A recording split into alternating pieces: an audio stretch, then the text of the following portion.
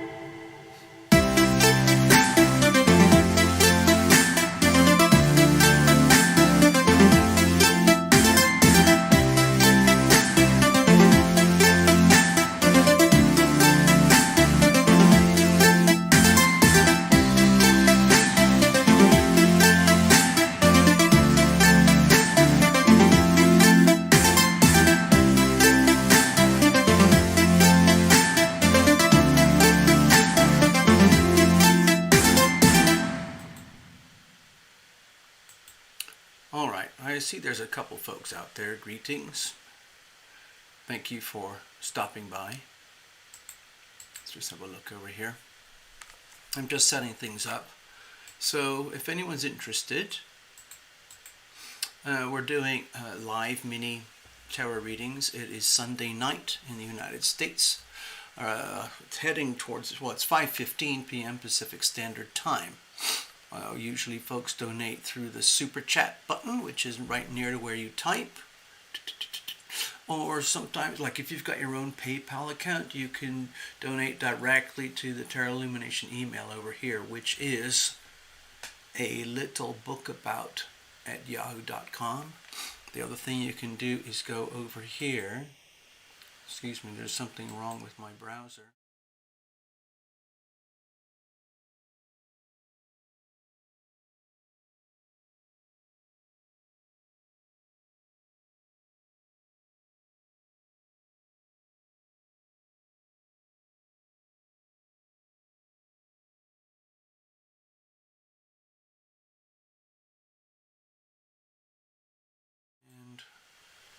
Let me just give me a second. I've got to flip things around for some reason. Let's try this. Here we go. That should work now. Here we go. See? We did it. So yeah, the other thing you can do is you can go to the Tarot Illumination website, tarotillumination.com, and you'll find a donate page. You just go to the yellow button, and there you go. It pops up. It's very similar to like Super Chat. It just pops up a payment processor, and you just swipe your card, and away you go. So that part is done. Let me just go over here a second. And let's see. Give me a second here. All right. Also, of course, it depends where you are in the world. This is in the United States.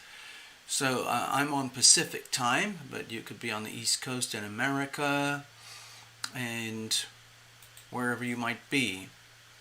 For some reason, I don't see any of the chat here. I'm going to have to check something. I don't know why the chat, live chat, it is enabled. Okay. Alright, so we're good. I just need to set that up. All of that part's good. That part's good. Nothing else to do there. Okay, I think we got it. I don't know what's happening wrong here. Okay. Okay, so it looks like I got everything sorted out as well as I know how. Let's put that up here. Put this over here so I can see what we're doing. And if you guys are new, you've never been here before, please introduce yourselves. Type into the little chat bar, and we can engage directly. Otherwise, it's hard for me to do what we do here. Give me a second. Let's do this. Okay. Now, so this I just showed you. If you want to donate here, you can go to the tarotillumination.com website, donate there. I wish it was easier. I know there's all sorts of ways that people do their shows and get paid and so on, but this is what we've got going here. And right now, before we actually get into it, I'm going to do an astro doodle for the day. Some of you probably know we're heading into a Aries new moon. We're actually there. It's just a matter of a few hours at most, and we're there.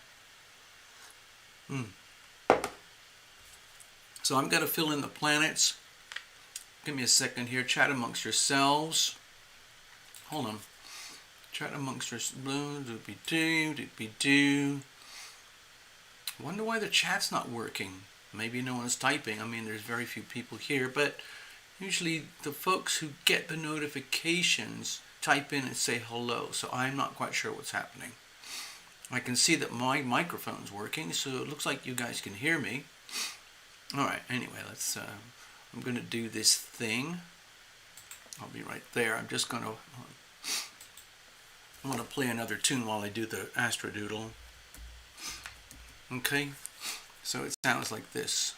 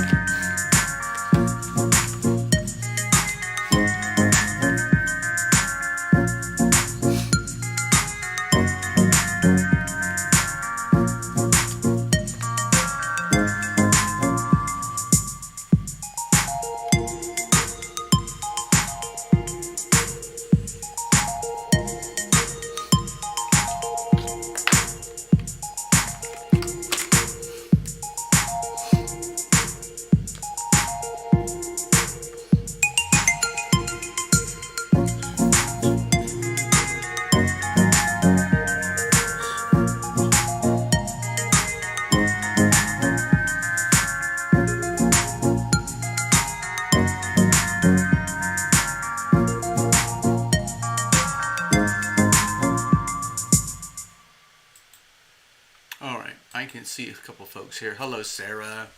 Sarah Lake Mitchell. How are you? Hello, Ron. Hello, Sarah again. I'm kind of shy. I watch frequently but never chat. Oh, it's okay, Ron. For the first 6 months of my channel, I never even went on camera. And then I realized I'm going to have to figure this out. So I did. And I kind of got used to it. Let's see. Sorry, I forgot another nasty one over here. See, these astrodoodles, they get kind of messed up with the different layers of stress. Stresses and the good things. There's also, I keep it very simple. I just focus on the basics of the planets. Here we are today. By the way, let me say hello.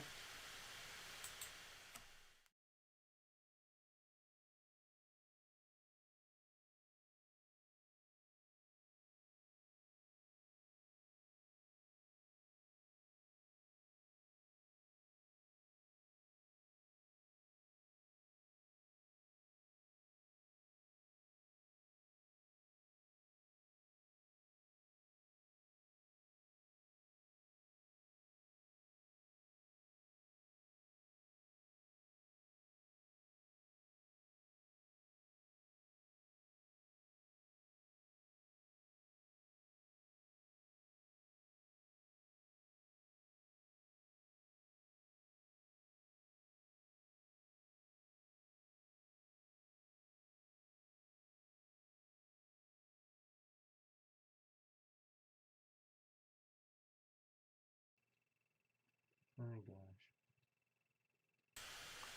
gosh. Okay, so it should be working now. Should be working now. Now that's really strange because it takes me quite a while to set up and prepare the whole show, and there's lots of knobs and buttons and dials and softwares and programs and platforms that all have to be operating and running simultaneously. The lighting seems to be strange. There's not much I'm going to do about that right now. I'm just going to live with it. Okay? Okay. So let me go back over to the stage here a minute. I just want to share with you the astrodoodle for the day. Now it looks a bit of a mess from there, but I'll show you close up. Okay? Here we are. It's planet Earth. It's the 11th of March 2021, and it's evening time over here on Pacific West Coast. This is just your typical generic Aries rising universal chart. Spin the knob all the way. I got it. Ha, ha, ha. I got it, Sarah. Yeah. So, I don't know what it's been like for you guys. The last few days, while the moon was going through Pisces and entering into another day of Aries, those were the last 3 days of a lunar cycle. Now, the lunar cycle starting here today, it's going all the way around, and that takes 28 days. And in 28 days from now, we're going to end up with a Taurus new moon somewhere over here. It takes 28 days to do that. Now, for myself personally, I'm very susceptible to the movement of the moon, so I track it pretty closely, and it helps me to stay, I would say, navigating on path. All right. So for the last 3 days, personally, things have been very, very fuzzy, soft, very, I don't know what the word is, disconnected might be an easy way to say things. Hola, hi Robin, greetings. And this is normal for me personally. The last 3 days or so of the lunar cycle, it's like surfing. It's like surfing, you know.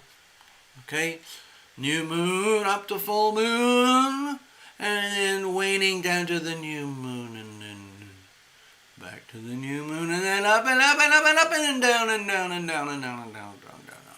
So typically in the last 3 days, it's like the cycle goes like this. It's a very exact, very precise, very predictable cycle. Okay, new moon to full moon, new moon to full moon, new moon to full moon. And as we end up at the waning days of the moon is just like a tide on the ocean. Things kind of get soft and quiet and very mellow, and they kind of hold still for a while. And then the tide starts to move back and move forward again, okay? It's a very well recognized pattern. Anyone who hangs out at the beach will know this.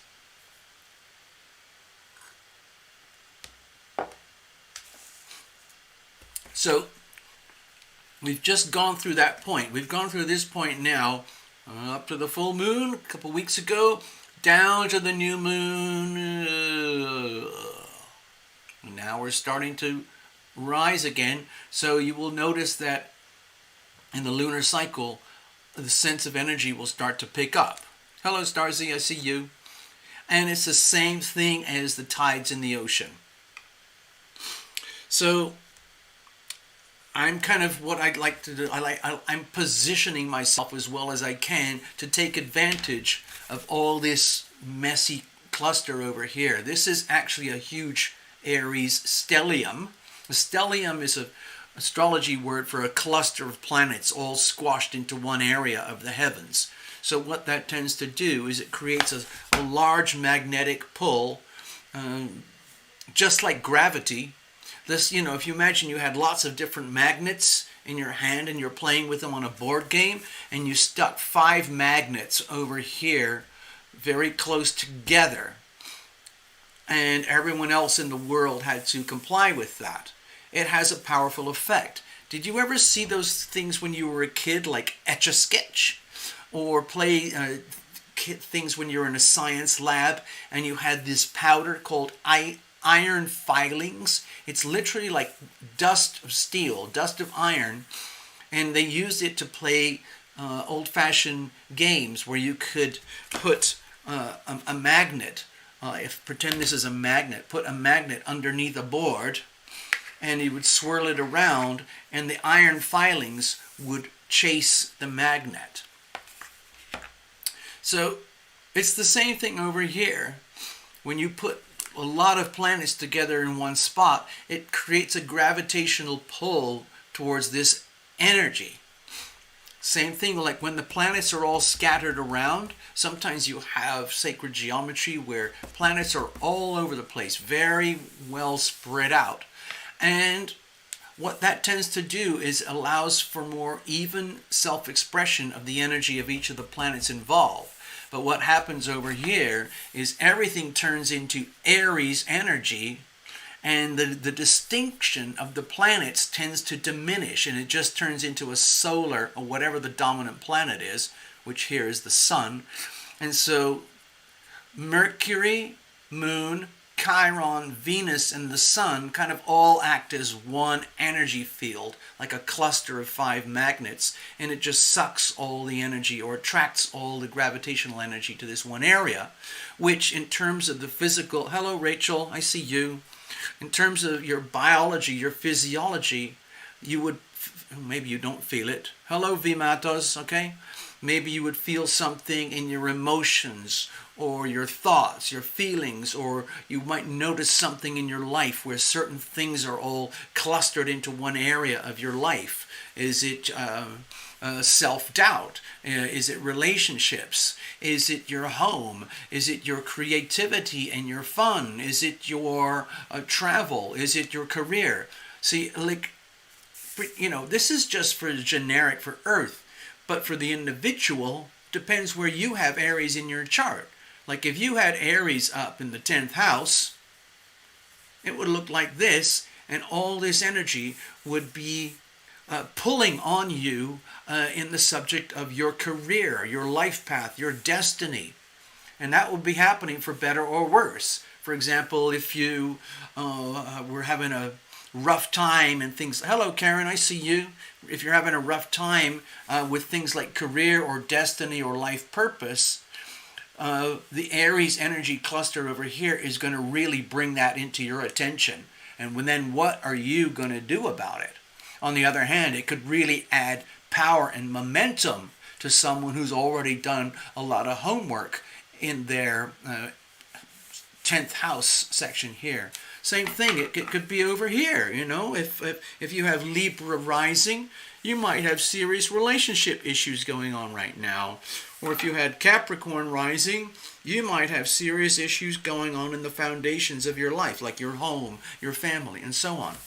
So that relates to the individuals. Now, you know, we've been doing this for a while. I love doing private readings. I am available for private bookings, okay? And again, you kind of do this.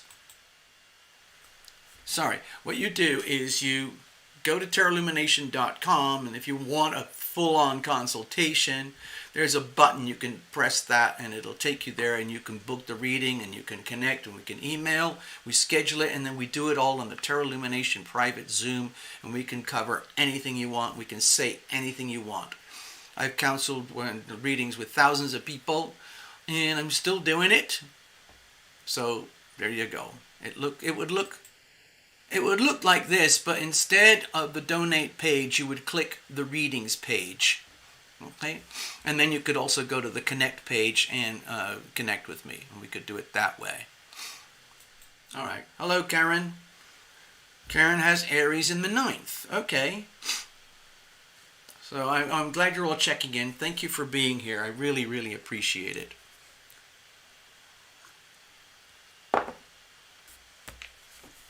So, Karen was saying that she knows for a fact that she has Aries in the 9th house. So that would look sort of like this, okay? This would be the midheaven. That's what's called the midheaven. And this is the lower part of the chart, the IC, the Imam Koli. This is the peak of the sky, as they call it, the middle of heaven. And for having Aries on the 9th house, that would indicate a Leo rising, a Leo moon or a Leo ascendant, something like that over here. So we already know, because we worked together before, Karen, that Karen has a very strong energy of leadership and creativity and likes to have fun and be happy. And that's classic Leo energy. Now, when you have all that Aries energy up here, that's pretty restless. I would say that's like, Karen, you might be feeling, God, I'm really itching to get out, expand my horizons, really kind of grow my life, my identity and business by learning new things and figuring out all the new things that I could learn to do to make my life, my creativity, even better than it is already. That's just one example of a super quick mini interpretation. You could all have your own interpretations if you want. So, over here, back to Earth. This is just for the whole of planet Earth. This is for everybody on planet Earth. As you know, we still got Pluto in Capricorn here around 26 degrees. It's an intense pressure point for the United States, and from there to the rest of the world. This is a highly pivotal energy field right here for the United States, and we're going to be dealing with this for years to come. Okay, so this is not going to move for years to come. It'll inch back and forth a few degrees, but eventually Pluto is going to move into Aquarius. By the time that happens in 2024, our planet is going to look very different in terms of technology, relationships, the controls of the planet, the masters of the planet, the new world order, and all of that, and how that's actually going to work out. So we have to be careful because there's a lot of contention here, okay? Especially now with all this Aries energy in a hard square with the Capricorn. What I feel is happening here is people, especially in the United States, well, all over the world, are starting to wake up and say there is something very wrong with this picture. Okay? Oh. Sarah, don't worry. I can arrange that. Let me get you your magic post-it note first. Hold on. I got to go double check. Hang in there, everybody. I'm going to go check in with Sarah over here. Clickety-click, a couple things. And it should be there. Where we got it? I got it, Sarah. I can see that now. Perfect. Thank you so much. Very kind, very generous. Wow. Okay, so let me get back to you guys. Thank you, Sarah. I'll put your magic post-it note up here. These are very expensive post-it notes, have you noticed? But you do get a free reading when you buy your own personal post-it note. Thank you, Sarah. Sarah Lake Mitchell. What a cool name. Sounds like a movie star name. Okay? So I will put this over here on the screen, but we'll give some other people readings ahead of you. We'll just wait to see if anyone else wants some readings. If no one else shows up, then we'll just wait. Okay, no big deal. So look at V Matos. What does that V stand for? Dear V, what does the V stand for? You are an Aquarius Sun, Libra Rising, Leo Moon. Oh, that's kind of a nice combo right now. I would imagine that that could be fun, interesting. Let's say. Please tell us, V. Tell us what. I would love to know where you are, and what does the V stand for. Give me a second. Does that make any sense? Hello, V Matos. I'm going to have a quick look for you. Vana Matos. Is that Hispanic? Vana Matos. I don't know. But tell us where you are. Location on Earth. What is your location on planet Earth? Okay, I'm going to go back over here. Now, V Matos just dropped in a few hints there. She is an Aquarius Sun. Okay. So these aspects, you're in the Bronx, New York. Okay. So all the Aquarians on Earth right now are dealing with this powerful influence of Saturn and Jupiter in Aquarius. Okay, it is Hispanic. Okay, I got it. See, I was partly right. I was starting to think like, wow, are you in Chile or Argentina or I don't know. I don't know. So, I just want to show everybody. Vana is over here in the Bronx of New York. Yay! Hello, Necessary Truth. So you living, Necessary is up there and very close to you, Vana. Okay? Anyway, I just want to give a couple of notes here to Vanna. So, with the Aquarius Sun, okay, this is a very powerful influence on your life right now. Now, with the Aquarius, with the Libra Rising, I'm going to switch the chart this way. So now this is a chart of the transits for the Libra Rising folks, okay? Neighbors, how cute.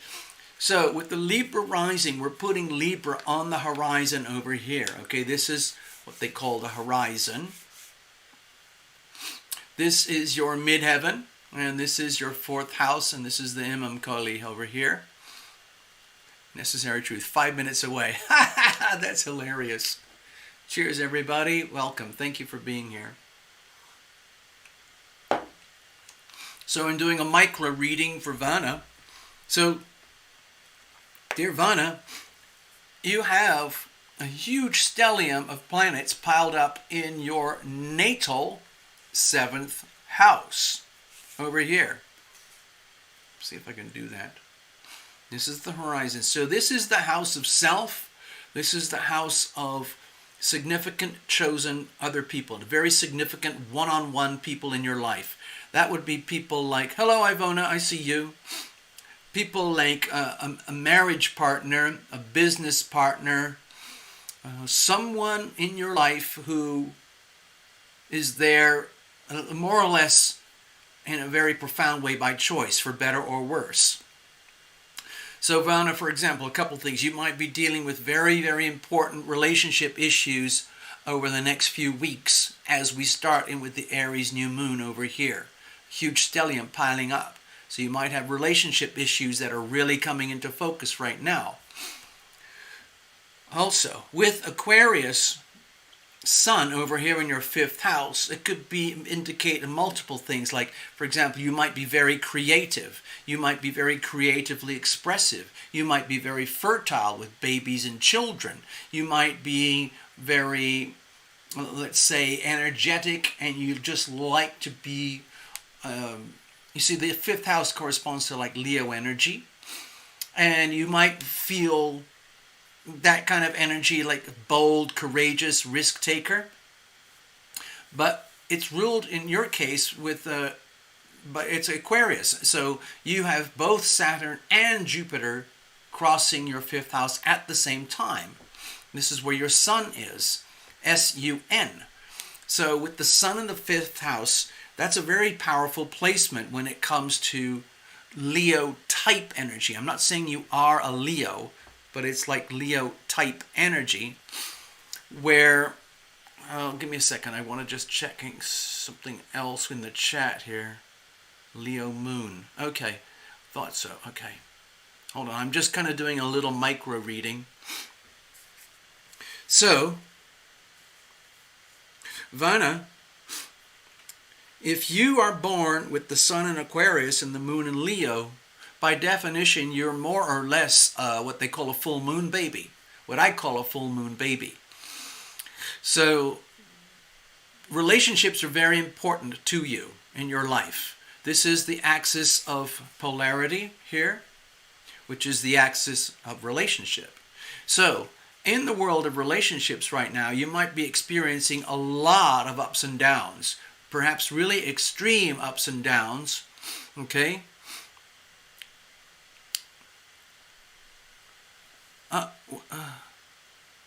Oh, I see that. I see that necessary. Got it. Give me a second here, Vanna. I just want to put up something for necessary truth. Got it.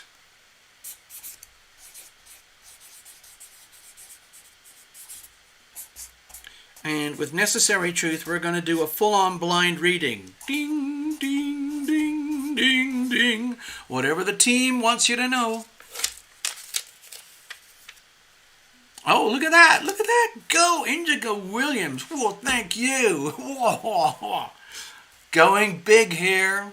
That's a big donation for Tarot Illumination. Indigo Williams. We're going to put that card up there right now. And you want a love reading. Kaboom. Boing. Boing. Boing. I'll do it very wide, okay? It doesn't matter whether you have a relationship or not, whether you're in love or divorced or happily engaged or whatever it is, you will get a reading. So we've got a reading now for Indigo, for Necessary, and for Sarah. Thank you very much.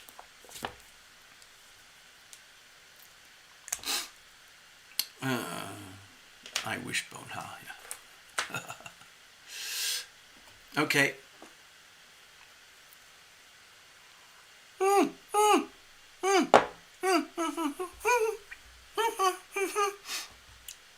Look at that. Look at that. Look at that. Look what Vanna just wrote in. Yes, I am very... Oh, hold on. I got to go back to the chat. That's hilarious. No, it's not hilarious. It's just cool. Look, it says here, Vanna Matos. Yes, I am very creative. I sing, I do poetry, and I'm an impersonator. Wow, that's awesome. So, that sometimes means being on stage, and typically having an audience. That's basically what I'm doing here on this channel. It's a virtual stage, it's a virtual audience. So, Vanna, please, I'm just kind of curious, please tell me more, because I relate closely. I'm very musical. I've spent many years in the music business. I never quite made it. I've spent many years in Hollywood with movies and TV. I never quite made it. And I'm not an impersonator, but I worked as an actor on all sorts of projects, but I never quite made it. So all of those things typically require being on stage or having an audience. So I'm curious, do you have like a TikTok channel or a YouTube channel, or do you go off and do live karaoke Live karaoke. I dare you. If you haven't done it, I dare you. I would love to know about that. Okay. So, yeah. Dear Vanna, yes, I can relate very closely. I like to sing and do music and write songs and pop songs. Born on January 23rd, 1989. Oh yeah, I can do that. I can be your consultant. Wow. Put it this way, Vanna.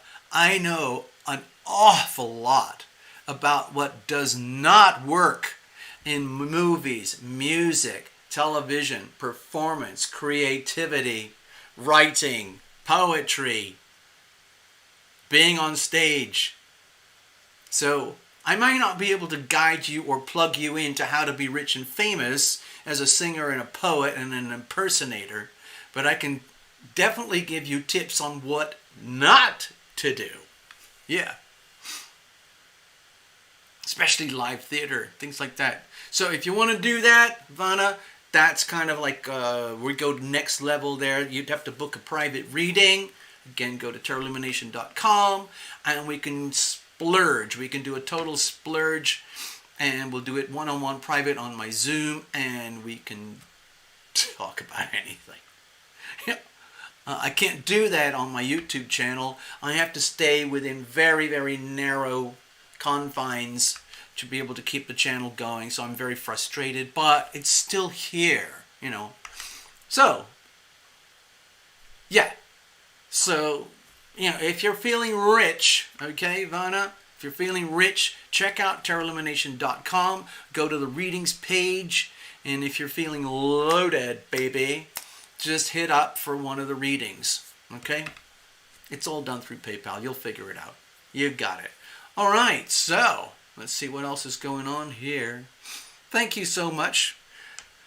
All right, let me just check. Let me go back here. Yeah, so that's Vanna. Wow. Thank you, Vanna. Let's go back to the people. We the people. Hello, Path. Good evening. Thank you for coming and hanging out with us. There's some interesting folks here tonight. Necessary Truth. By the way, Vanna, you've probably already figured out. Necessary Truth is a medium. Okay? She can't help herself. It just happens. Okay?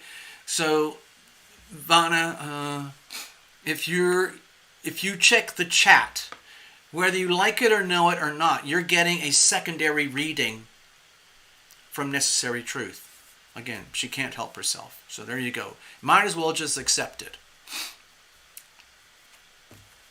All right, let's have a look. I don't know, it might be just a very tiny show tonight. We'll just do a few readings and that'll be that. But that's okay. Okay, I'm having my, let's say, specialized apple juice.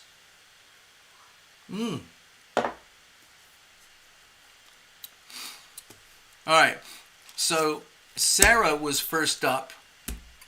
She didn't leave us with a subject for the reading, but we're going to come to her later. She's putting the kids away to bed. And we've got Indigo, and then we got Necessary, okay? Hello, Liz. Liz Thompson. Hello, Heather. Liz, for some reason, I think... Are you Liz Thompson? I just want to ask something. Give me a second. Liz, I think you've been here before. I can't swear. I don't have a perfect... I have a goldfish kind of memory. Stuff goes in here. It lingers for a while, and it goes straight out the other side like nothing ever happened. The beauty of that is I can live a very kind of unencumbered life. It's just like, huh? What? I don't know. Because truthfully, stuff goes in and it comes out, and I believe that I understand, and I believe that I know, and I fully understand at those moments in time, but within 10 minutes, everything is just turned into something else. That's one of the, let's say, weak points of my nature, and I experience kickback from that almost every day somewhere in my life. So, this is number 2. Thank you, Necessary, the psychic for psychics. I should probably brag a little bit and tell some of my stories about how I used to work for a television show, and I was what they call the TA, the technical advisor, and it was one of those psychic medium shows. And I only lasted like one season or something, because after a while I started to realize these people, these producers, they're not coming from love. They're trying to, anyway, it's a long story. If anybody wants to know, maybe I'll do a special video about it. But anyway. Frittily, good evening. God, Frittily, I heard about things. It sounds like you're in a really rough spot right now. I'm glad at least you got a phone or something we can still connect, but damn, I wish there was more we could do. It sounds like you're in a really, really tight bind. Sorry. Heather, over there in British Columbia, I believe. Yes. So, what we could do, give me a second. What I see, I got off track right there. I just kind of went. It was about money. Can't come from ego. So true. Right. Yeah. So. Yeah, I'm still learning so much. I've been studying astrology since I was a kid, since I was about 8. And I was aware of this, I guess you could call it psychic energies or spiritual energies since I was about 4 or 5 or 6. And then I'm trying to understand what they are and what do you do with that stuff. It's very disorienting. For long periods of time, I was in total denial. I was just the exact opposite. I was very, very, brutally engaged in day-to-day life just through my senses. Nothing else. No heart energy. Yeah, well, I'm a good person, but I had this motto that I kept telling myself: if I can't see it, smell it, touch it, taste it, or feel it, it does not exist. And guess what happened? Yeah, things got pretty bumpy. It's like I was like living in a very, very, very egoic tunnel with tunnel vision. Tunnel vision inside a tunnel. Relationship disasters, job disasters, health disasters, school, education, family, relationship disasters all the way along, because nothing computed or registered at that moment in time. And if it didn't fit then, it didn't fit at all. Hello. Heather's over there, Vancouver, got it. Hey, Frittily. Frittily, if you need to vent, go ahead. Maybe there's someone here who will pick up on it and they can help you in some way. Liz, I was trying to find out, I'm curious, are you from England? Are you in the British Isles? It would be, 3 o'clock in the morning or something, but who knows? Some people are insomniacs. I just wanted to ask. I like knowing where people are. Okay. What was the turning point for me, Vanna?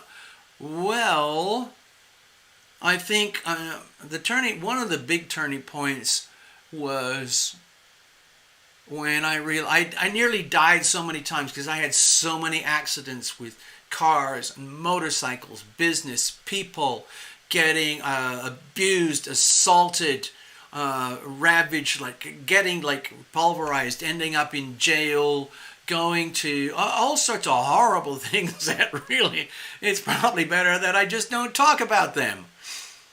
But you realize, wait a minute, there must be another way to live. So I realized, wait a minute,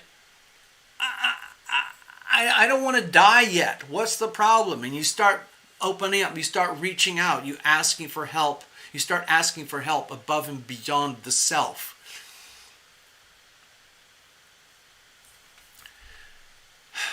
The turning point, Vanna, was when I realized, like, I have to surrender to that which is. And then I accepted, and then everything like opened up. The floodgates opened. Any time that I just surrendered and gave up to the divine nature of life and allowed the divine nature to flow through me, at least it took me on a positive current to the next, I don't know, chapter. Okay?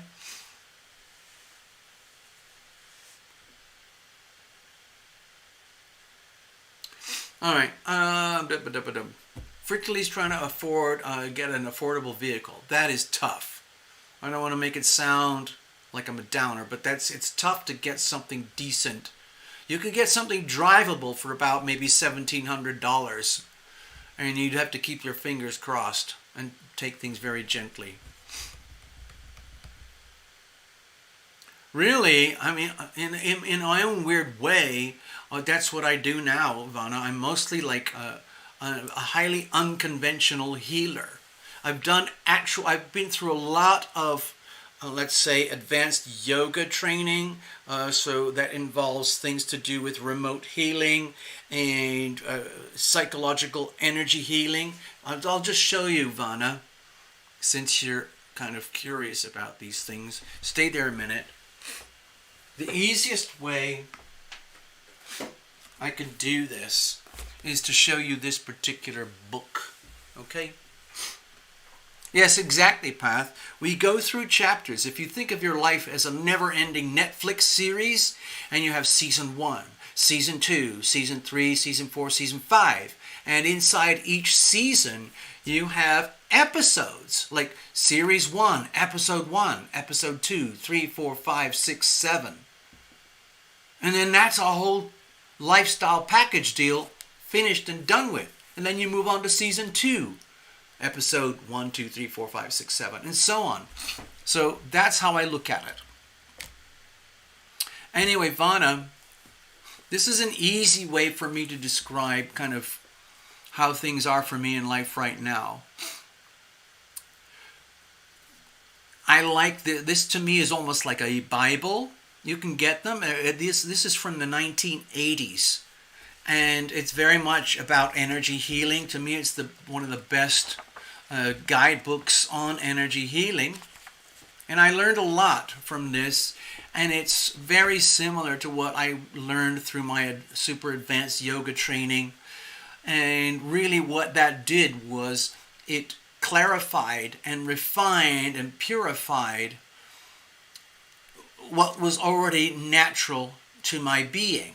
And it was like this awakening, like, oh, duh, it's so obvious. Why didn't anybody tell me this stuff existed before, you know? Why not? I mean,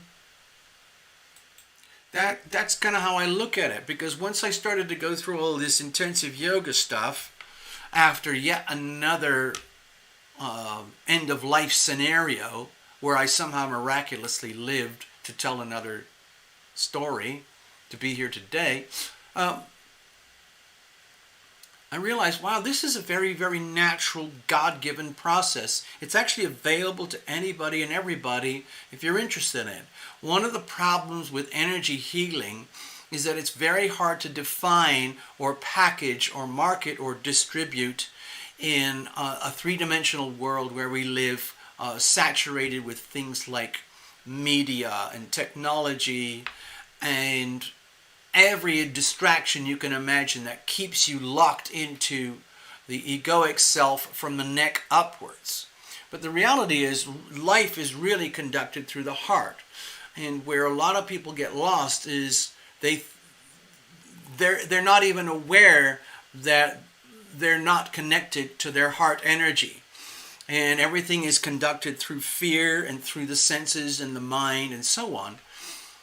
And it's like, if you think like there's a connection between here and here, a lot of our sensory systems that help keep us alive are concentrated in here, where we actually have our what we call our consciousness, and we make decisions.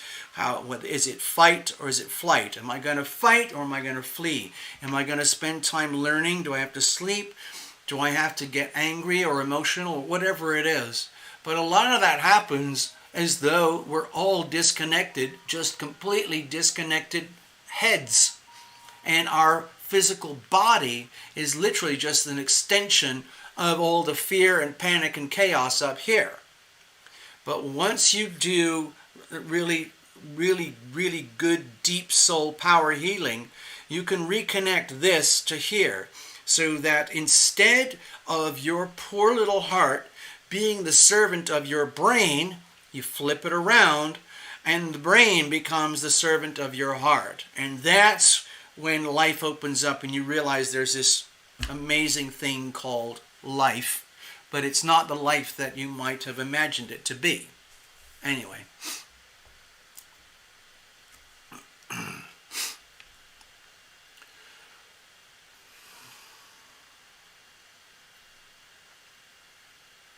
I see the problem there, Fritali. Yeah, transportation, housing, man, it's rough. Really, really rough. Okay, let me go back over here. So, Ivana, since you asked, I thought I'd mention it. I think you can get old copies of this book on Amazon. Okay? Let me just give you, I'm just going to flip to one page, and it gives you a very clear example of what this is all about. Now, here's an example. Here is an energy healer working on a client. As you can see, there's no surgery going on. There's no gadgets or dials or laboratory suits or anything. It's just literally the healing power of love moving through the body, mind, heart, and soul from up above, assisted and facilitated by your invisible friends. There's another illustration they have here, which I think is beautiful. Here's another example. This is a typical view of what happens inside a place of energy healing. Like some people, these are not, you can't find these everywhere, but there are certain places in America or in towns where you can actually find a really high power, very experienced, capable energy healer. And this would be you. For example, if that's you, Vanna, you're a patient and you need energy healing, and this is the energy healer. They literally work mostly with their hands. You have to understand, your hands are holy. Your hands are literally transmitters of the healing power of love. And these are all the invisible friends, the spirit energies, that are moving through the hands of the healer. I know it sounds completely bizarre, but that's actually how it works. Okay? That is it. You know, I went for years of training on an alternative pathway, but really, you're much better off just buying a copy of that book and reading it for yourself and practicing. That's all it is. Okay? All right, let's get on with the readings. That's what I got to do. Let's have a look here. Just going to put this. So, so we're just going to have, looks like we're only going to have 3 readings tonight. So that's okay. No worries.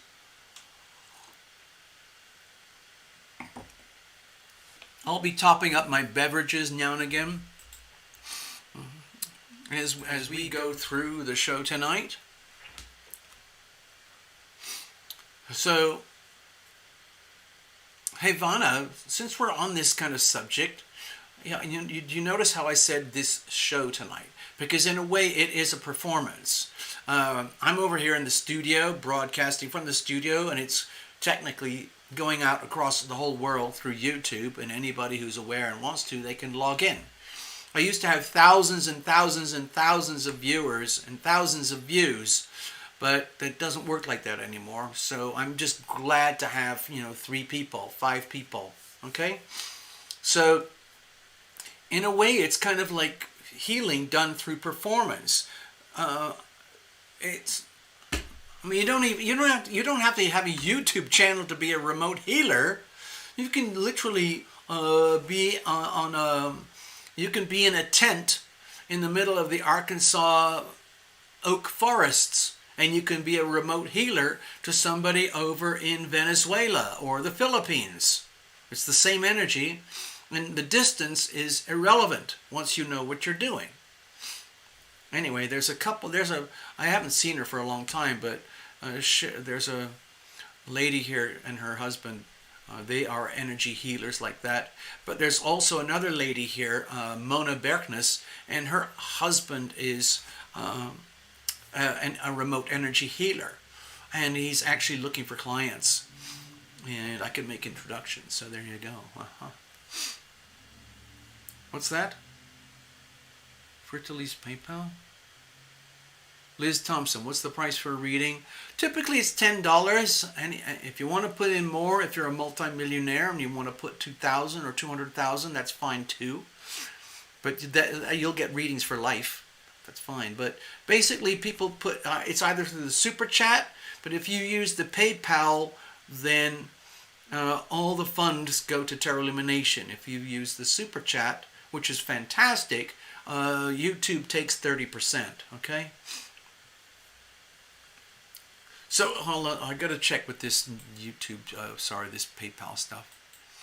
So if anybody wants to if you got your own PayPal account, you can just send PayPal money over here, alittlebookabout@yahoo.com, or you can go to the Tarot Illumination website, and you can go to the donate page, and it comes up with a payment processor over there. So either way, that works. That's cool.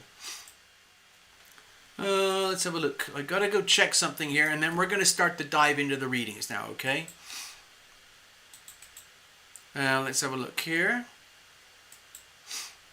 So, I'm just gonna check up something. Oh look, I got another one. Wow, okay. Oh, that's from Nikki. Okay, I got yours, Nikki. I see that. Thank you very much. And I gotta go check this one over here. Who's that one? Oh, I see you. That's you. Is that you, Fritoli? It sounds like you. Yeah, it is. I got it.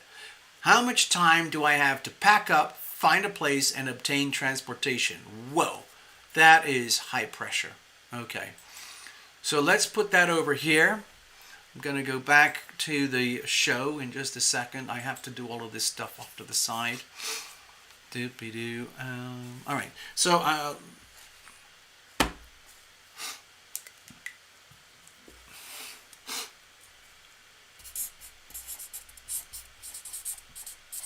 okay, so we're on a ticking clock. Time. Pack.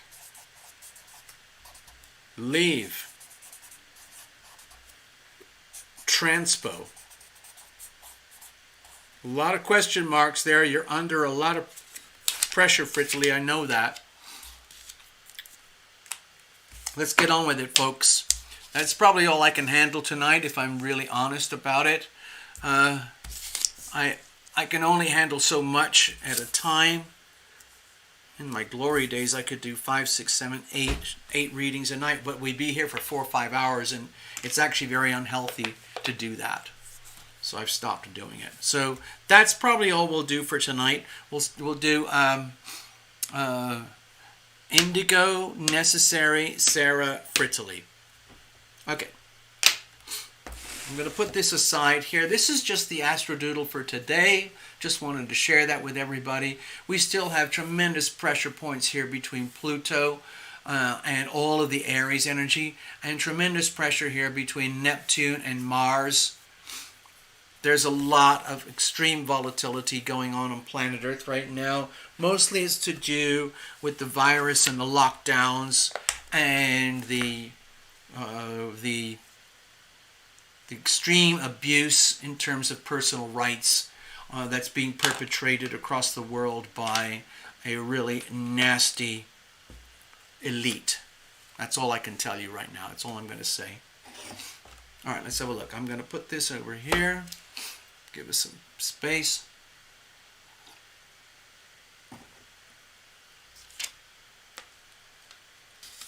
All right, Indigo, let's do this. Indigo is actually a very beautiful color. It's like a very, isn't it like a very, very dark purple? Purplish blue.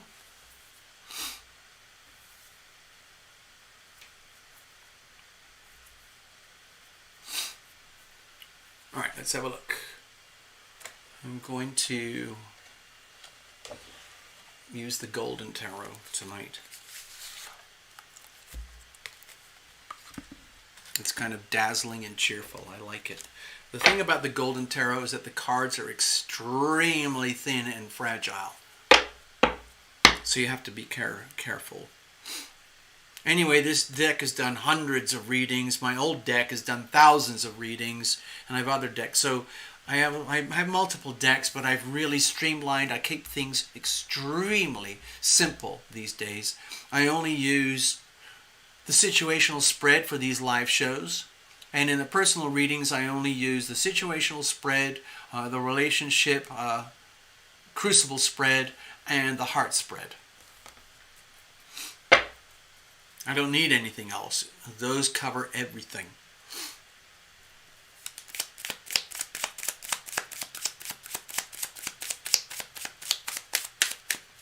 All right, let's have a look here. Indigo. So,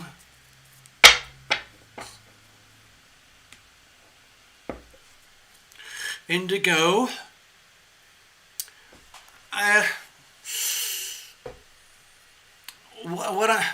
All right, Indigo, I have to tell you something. Like, lately, the more and more I've been doing these shows and the fewer readings that I do, the more and more I'm sensing more refined signals and energies from the clients who show up. And to me, it feels like whether you like it or know it or not, and you might not want to admit it, and even if we did, and you don't have to admit it, but it feels to me like you're at your wit's end, almost to the point like, I don't know what to do. I literally don't know what to do. And, you know, with love, that's an issue. Sometimes people try to think their way through it. What does it mean? How is it going? Where is it? Have I got it? Is it coming to me? Have I lost it? Is it right there in front of me? Have I already got something good, but where is it going now? It kind of doesn't matter. What I'm sensing here is that there's this, okay, I'm just going to act it out. I'm going to pretend I'm Vanna Matos right now, and I'm going to act it out. As soon as I started pulling the cards for you, started shuffling, I sensed this energy from you, Indigo. It's like, just like, what the? Now, you may not feel or believe that you're radiating that energy, but if I picked it up here, that means it's in there somewhere. And to me, it feels like, it's like if we were actually having a full-on private reading, it would be like you basically kind of having a breakdown and basically saying, Jill, I don't know what to do. I mean, I just, literally, what the fuck is going on? Okay?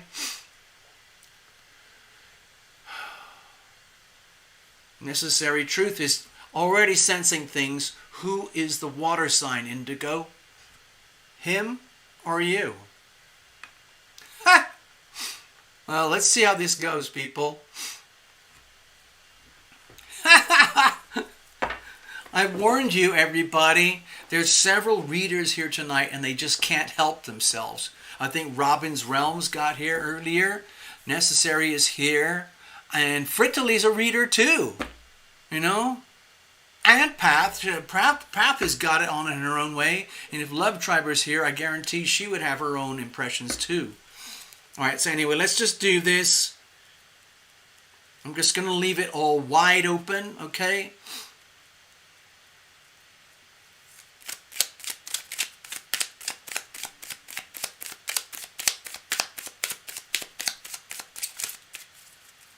All right, let's have a look. Woo! Yeah. Yeah, Indigo.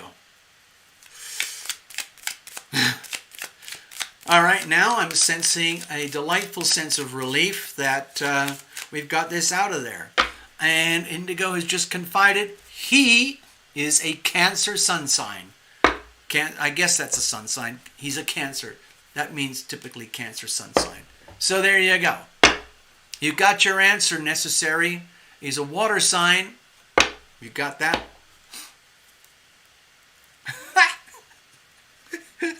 Oh God, you never know what's going to happen on this show. All right, I'm going to pull this out. Let's have a look. What do we got going on here? I know we're using the situational spread, but it is perfectly valid when it comes to relationship dynamics.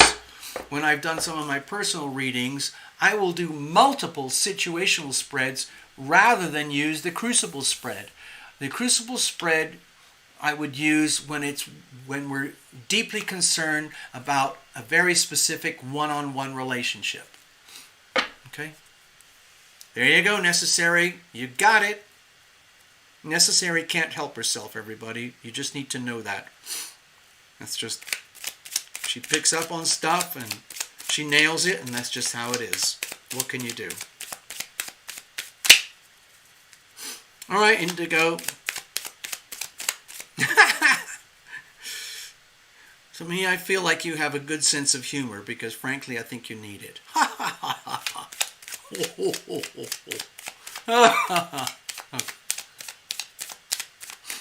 Those Cancerians. Oh, dear, yes.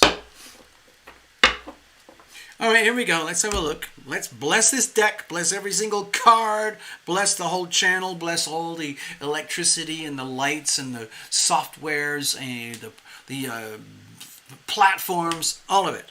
The wires, the microphones, so that we can do this at all. It's a miracle, frankly. There we go. All right, let's have a look. Here's the situation.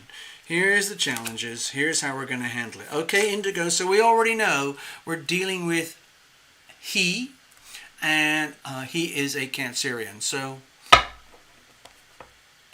now I'm going to look at this card here, and to me that's going to represent kind of the sacred geometry, the energy field in which we're all living, but how does that apply to you specifically? And I'll probably pull up the chart in just a moment. 9 of Cups. Okay, I'm going to give you my very first impressions, okay? There's a bit of a self-indulgence here, but I don't feel that. To me, it feels like what's important right now is that you, Indigo, need to come to a greater understanding of how do you define love, how do you define happiness, how do you define love in a relationship, and what does that mean for you, so that you have a clear understanding of your part in the relationship. Doesn't matter what your sign is right now or anything like that. I don't care. But in terms of the relationship with this Cancerian person, it's very, very important, like in any relationship dynamic, that you have a very full understanding of yourself, your identity, your needs, your wants in the context of relationship. Why am I saying this? Okay? Why am I saying this? Because the reason I'm saying this is because a lot of people inadvertently, subconsciously look for salvation through relationships. They just kind of go blindly stumbling into love and relationships. They end up with a connection by default happening through what I would call a very unconscious way. It's happening through, let's just say, instincts or hormones or DNA or your karma or whatever it is, and stuff happens. You are there, there's the other person, you connect with them, they connect with you, and then stuff happens. And when I see this 9 of Cups, what it's telling me is like, you personally, Indigo, you're at a point where it's time to really calibrate yourself. Because until you fully know thyself and love thyself, you don't fully know or understand the other person or the dynamics in the relationship.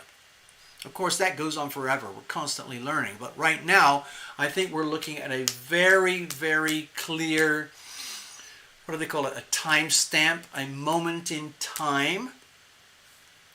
a very defining moment. Like this Aries energy is very, very strong right now. So your Cancerian fellow might be feeling the impact because the Aries energy can be felt as a very hard square to Cancerian. So it's a lot of pressure. A lot of growth can come from pressure, but also a lot of stress can be triggered by the hard square energies. So when I see the Nine of Cups for you here in the surrounding energy, to me it's I have to tell you, like, what's really important here for you, Indigo, is that you become aware of of your own needs, your own perspectives, in such a way that you're not giving away your power, or you're not expecting salvation. You're not just waiting for reactions or responses or things to come at you from love and relationships, or even in particular this person. Because everything would more or less be random,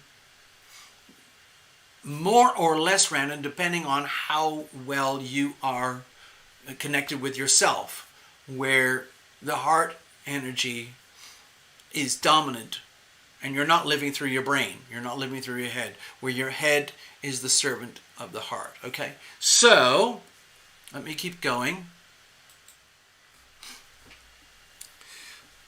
So it feels to me like we're already off on a tangent, like this is not going how you would have expected the reading to go, and we haven't even started hardly.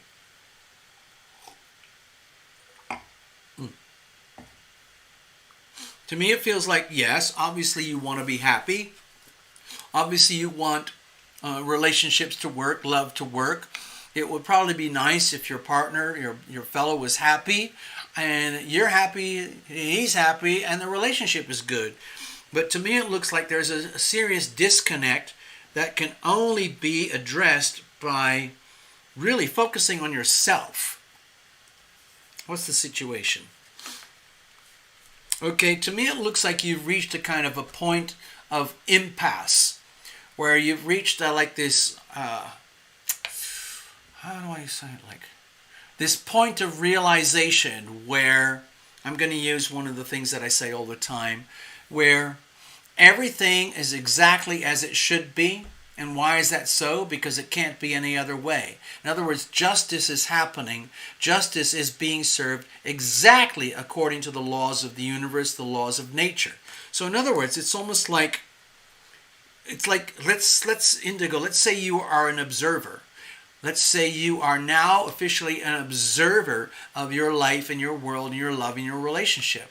And from the position of the observer, the reading is indicating that everything is exactly as it should be.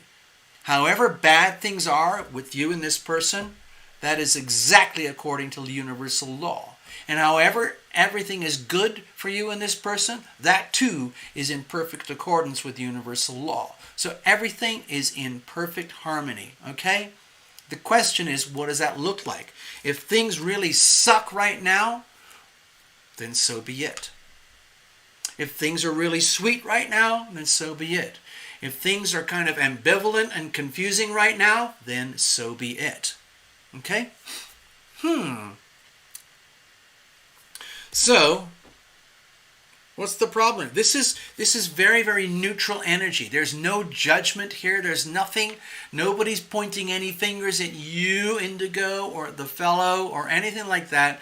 This is just a very, very clear determination and observation from the point of universal truth. Okay? What's the problem here? Okay, so I've got the Six of Wands here. The way it feels for me is that it's like you would love for this thing to work. It would be so awesome if it was passionate, successful, rewarding, pleasing, satisfying, lustful, romantic, cuddly, all the yummy things you could ever want out of a relationship. Home, family, whatever it is.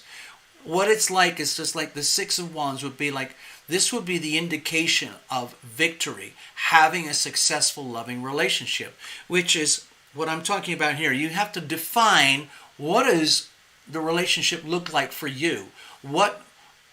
It's like you have to be an observer of the situation. And the deep fear here is that it's not working, or it's not going to work, or it could never work, or what happens if it doesn't work? Oh no, oh no, oh no. What happens if everything fails, or if there is even one flaw in the relationship? What are we going to do? Is perfection possible? I don't know. All right, let's have a look. To me, it looks like this, everything I'm seeing here, to me it looks like some kind of awakening, like a sort of a, let's wake up, Indigo. Let's look at this. However you've been living this relationship, however it has been flowing up to this point, it's time to wake up and see it from a distance, from the perspective of an observer, seeing your role and your behavior in the relationship, observing their role and their behavior in the relationship, and like you're doing here right now, getting a little mini reading to get some clarity. And it looks to me like the message is like it's all about your understanding of what does love really mean. How do you define love? What does it really mean for you so that it's good for you? You have to have it. You have to have some definition within the self. You can't outsource love to the other party or to the world of the relationship, because you're basically asking for a train wreck. How are we going to deal with this?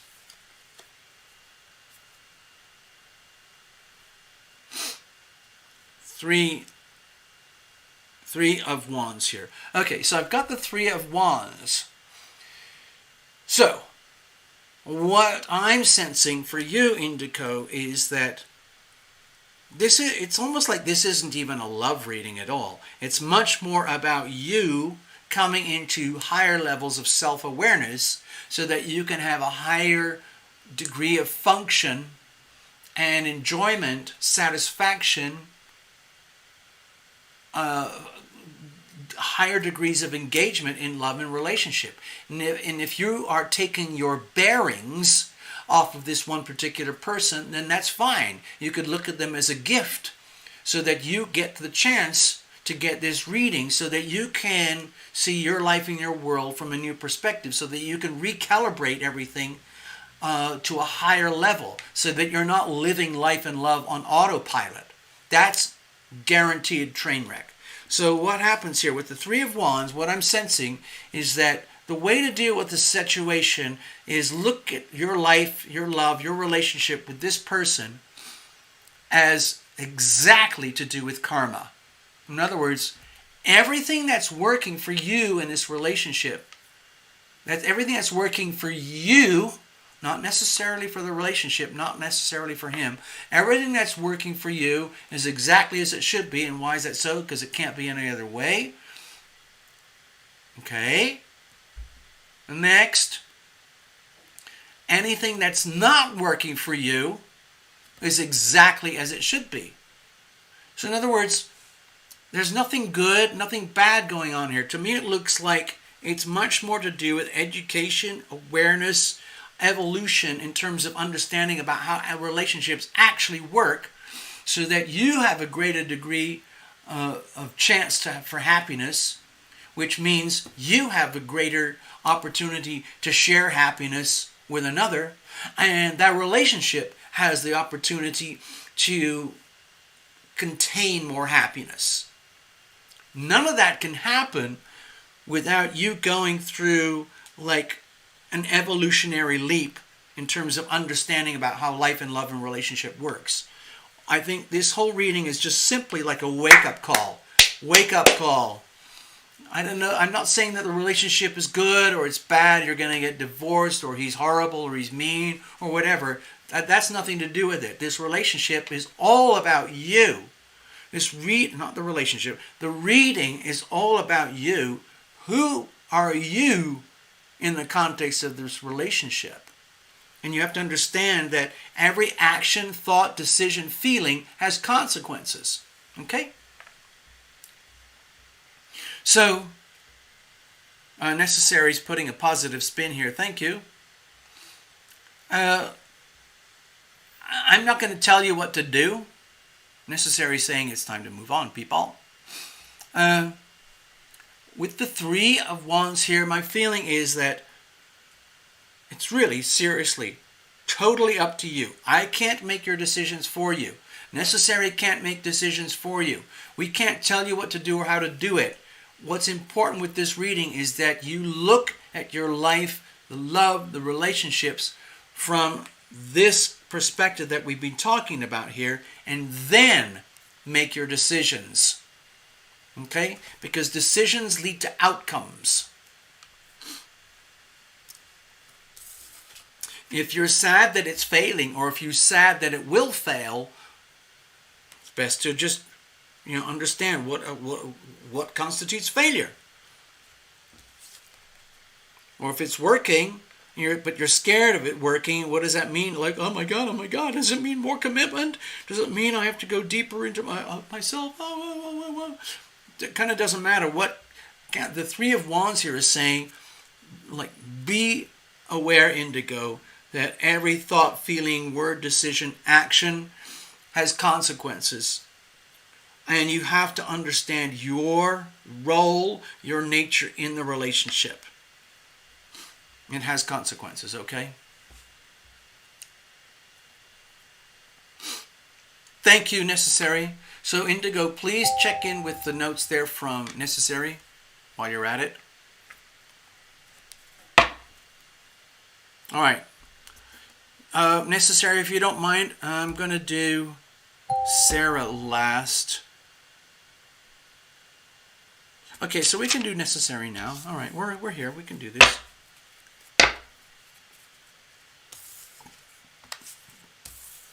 Here's another thing with the Three of Wands, Indigo, is that you get what you deserve. Okay? Neutral. For better or worse, you get what you deserve. And that's in the context of the love and the relationship. But it's really about you. All right, Necessary, you're up. Let's have a look. We're going open, completely open and wide. Thank you, Necessary.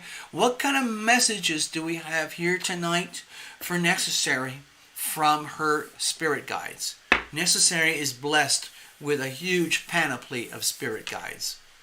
Happy people, smart people, spiritual people, all of them across the veil on the other side, totally dedicated to the wonders of Necessary. Do Sarah, okay. Well, you know what? Actually, I'll do Frittily because Sarah is still putting the kids to bed, okay? So let's go over to Frittily. Hi, Frittily. Okay, so Necessary, what I'll do is, we'll see what happens. Let's see when Sarah is back. Okay, so what I'll do, we'll do this, okay? Let's read for Frittily, and then Sarah, and then Necessary. How about that? Is that okay, everybody? I'm just going to shuffle it up, see what's going on.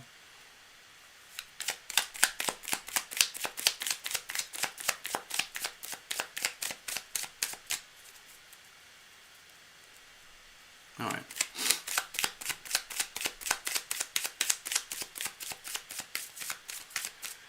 Hey, Frittily, just to let you know, I heard about the super hyper stress levels that you're having to deal with right now.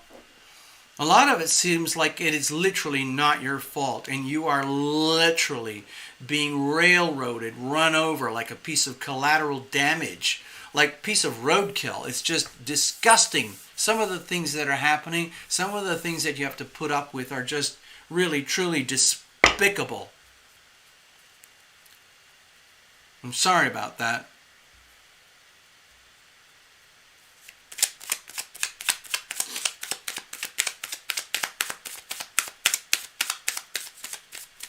Oh. Do Sarah if you need to. Oh, okay. Well, Sarah, are you up for it? If Sarah's back and you came in first, so we could do that. How about that? All right, Sarah. If you're okay with that, we'll kind of do it like this. Sarah, what's going on? Sarah, you didn't put any notes, So I can go totally blind if you want. If you got any particular issues, please type it in the screen right now. Let me know. Just put it in one word. What messages do we have for me, Sarah Lake Mitchell, tonight regarding the subject of ... That's all. It doesn't matter. If you don't put anything, you'll get your reading anyway. All right. Actually, you know what? I need some beverages. Give me a second, folks.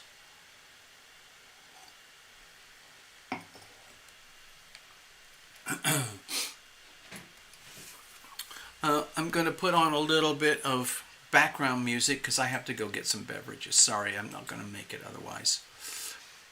Let's see. Okay. So give me a second. I'm going to sing away for you.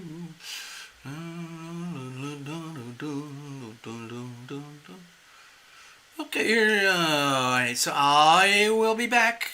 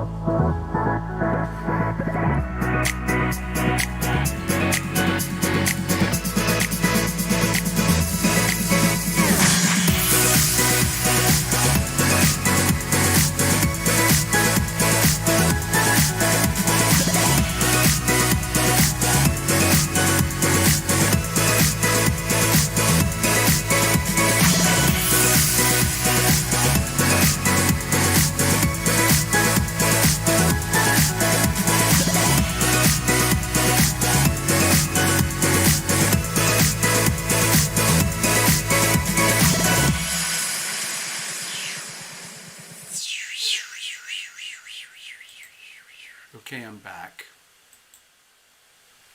I got my top-ups. So, Sarah, we're just going to go totally wild. Yay! I love that. I love it when I get permission to go completely off the reservation, as they say. That's an expression I learned when I was a kid.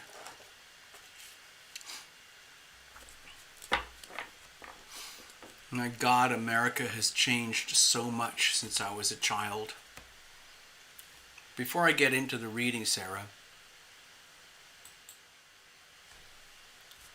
some of you might remember I used to do, I did a bunch of shows typically on Wednesday, mostly about my personal feelings about what's going on in the world right now.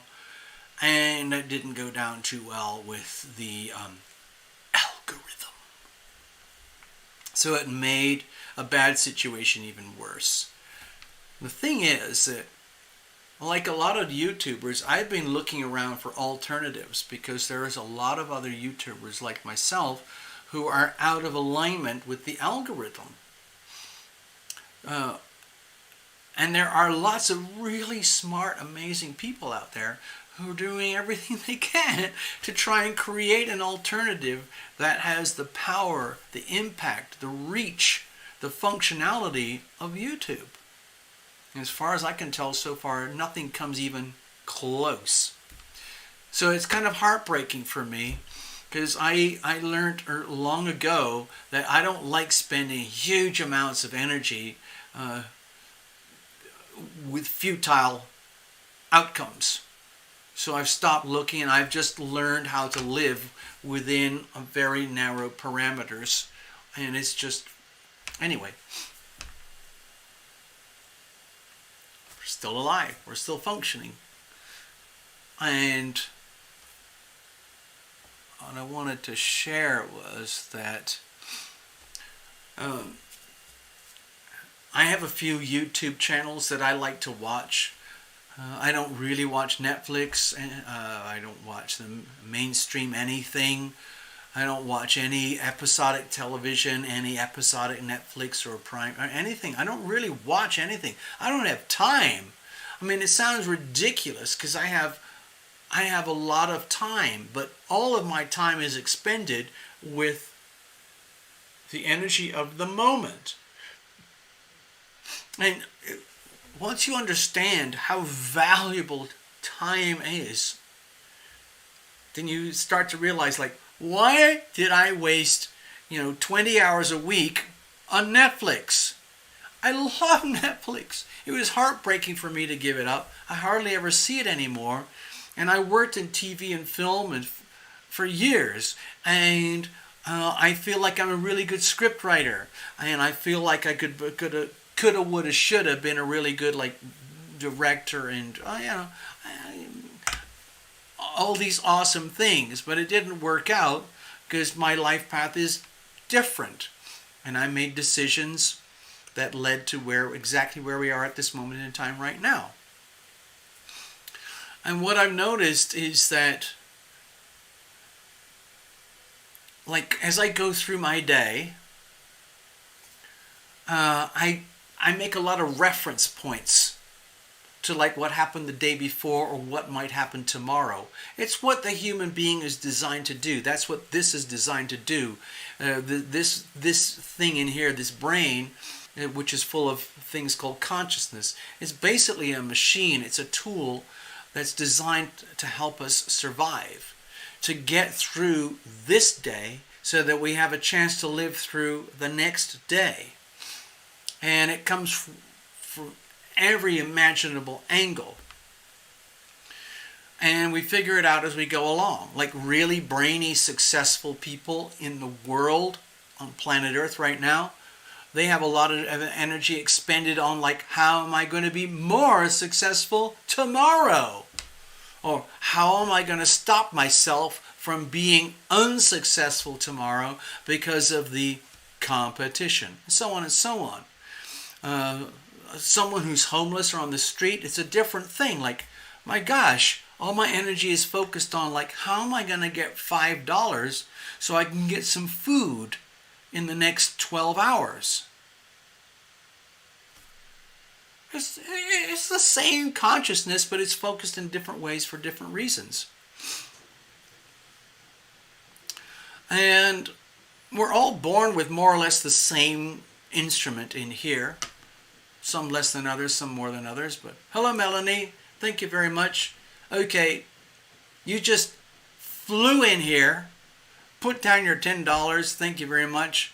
So we're going to do that, but that's the last reading for tonight. Okay, people? No more. I love you guys. I'd love to be a multimillionaire, and I love all the donations, but I won't be able to take any more after Melanie.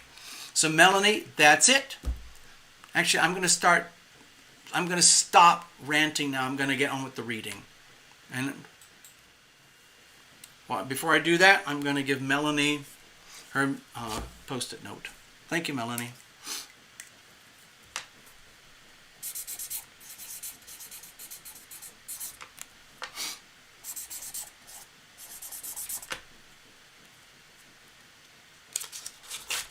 That's it. That's all the readings for tonight, people. Thank you very much. So Sarah has given me permission to go completely blind, so we're just going to go right out there. It's funny, the more and more I keep going with the channel, the more and more, let's say, confined and the more refined and the more sophisticated it feels to me over here. Like pretty much almost every time now that I put a post-it note here, when it moves from here to here, I get a little surge. It kind of goes like whoosh, and I become exposed to the soul and the spirit represented here on the post-it note. So I just wanted to let you know, Sarah, I feel like you're right here, and I like that feeling. Of course, I don't know you personally, but, you know, when you factor in multi-sensory perceptions and so on, it sort of feels like you're right here. And when you give me permission to go completely blind, that is like a sublime gift of trust. Does that make any sense? So in other words, it's just like, you're Sarah, you're saying, you know what? I trust you, TL. Just tell me whatever you're going to tell me. Thank you very much. It is an honor. You have to understand that. It is an honor to do this. All right, let's have a look. All right, Sarah, what's going on? If you want to, Sarah, if you want to, please type it in. Because I don't hold a lot of stuff in my memory. I have a very tiny memory card, and I have a relatively small processor in my brain, but it works very hard. So what I was thinking, like, Sarah, for me personally, it would help, even if you've done this before, if you could type it in on the chat. Where are you? What's your location? Again, remind us. That's all I'm asking. That's all I'm asking. You don't have to do anything else. I'm just going to put a big blank. I'm not even going to put a question mark here. I'm just going to leave it blank. Okay?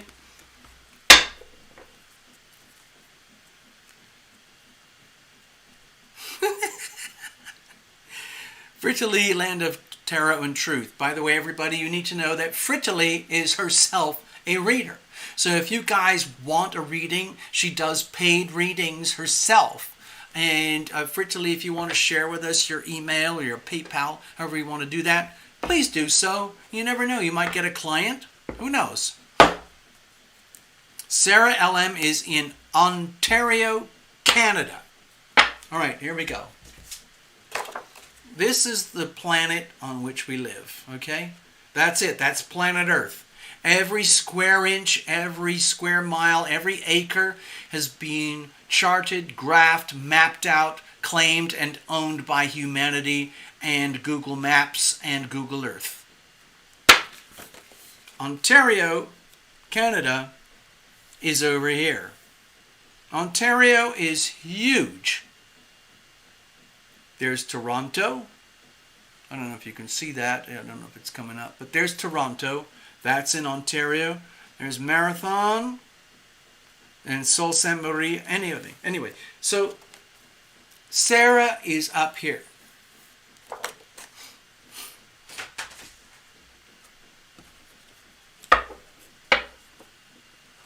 Cheers, Sarah.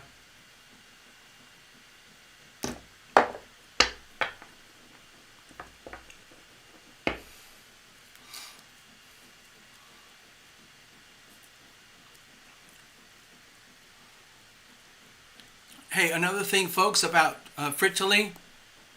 Frittilly is one of these brainiac types. She should be in like MIT University or some kind of like space lab place because she's got this super high powered brain.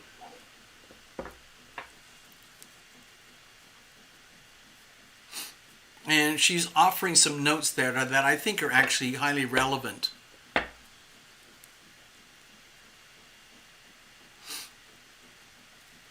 Sarah's near Toronto. Thank you very much.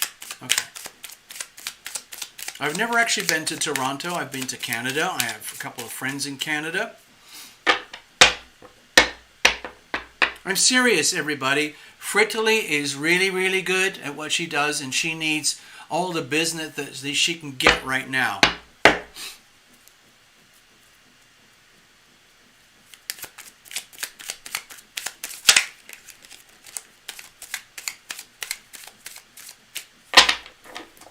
I think Frittily does her readings on the phone, or like phone mobile, something like that. I'm not quite sure, but yeah. Anyway. All right, Sarah. I'm gonna concentrate. My gosh, you must be quite fun to hang out with. I'm just sensing things over here. I'm just gonna tell you what I was sensing over here. This is what it felt like. When I finally got back to your post-it note and it said, okay, let's get on with the reading, it was just like, yay! I don't know if that makes sense to you, but it's kind of a sense of joy. I think that somewhere inside of you, Sarah, you have this kernel inside of you. It's like this precious little thing that nobody can take from you, and it's called joy. And you have that. It's like, it's like being a kid or an adult or anything, and you just have this secret little box or something, or whatever it is, and you have this special little thing inside it. And in your case, it's called joy, and you own it. It's like someone who has a nugget of gold. I have been very lucky. I was gifted some silver. Look at this. Look at this, okay, Sarah? This is pure silver, okay? Pure silver. It's a gift. I received this as a gift. It's a very special little gift, okay? And when you get these things, you cherish these things, okay? And I feel that's the same for you. It's like you have this little nugget that you own, and it kind of makes you bulletproof, like no matter how bad things get in life, you, Sarah, can always turn to your little nugget. You've got it in there somewhere, somehow.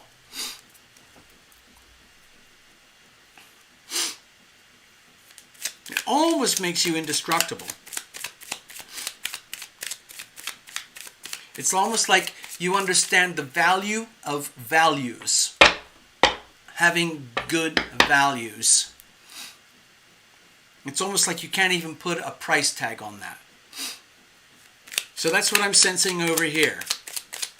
And I just wanted to reflect that back to you, in case you were not aware.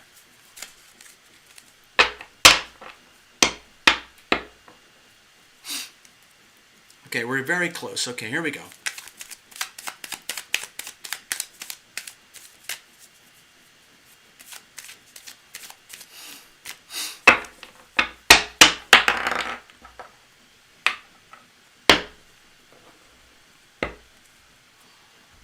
Let's have a look, see what's going on. All right, Sarah?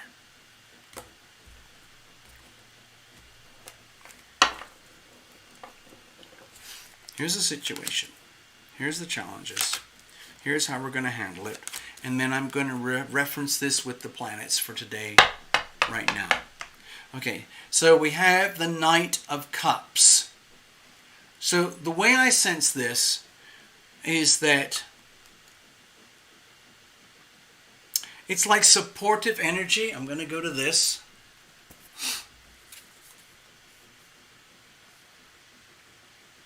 Now this is just the Tarot Illumination Astro Doodle, okay?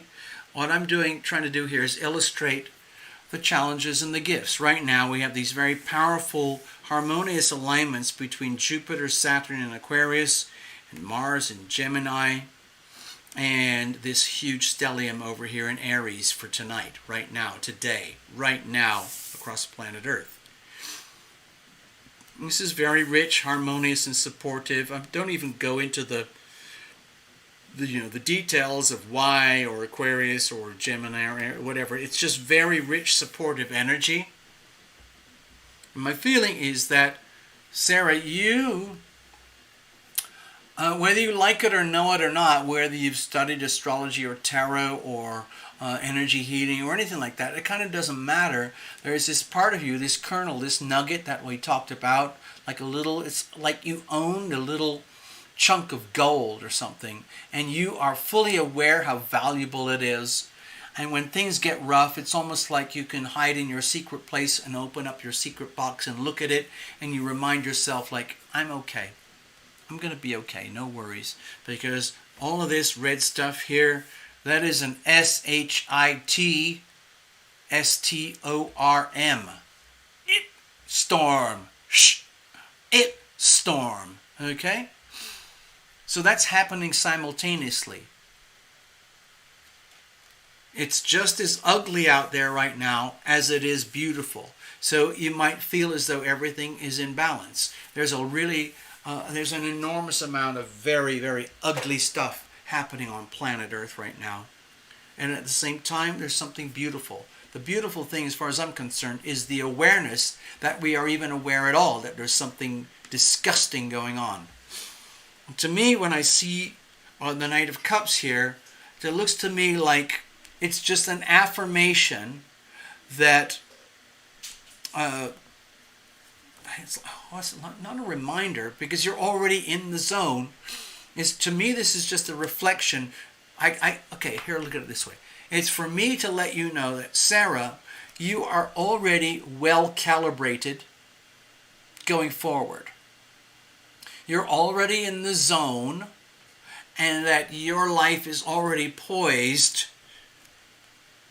to make decisions going forward to come from the perspective of love, so that it's almost like you make it your mission every day. You wake up to live life in the most loving way possible. That doesn't mean it's going to be easy or indulgent or succulent or happy. It just means you're coming from the most loving perspective, which can sometimes be extremely hard to do.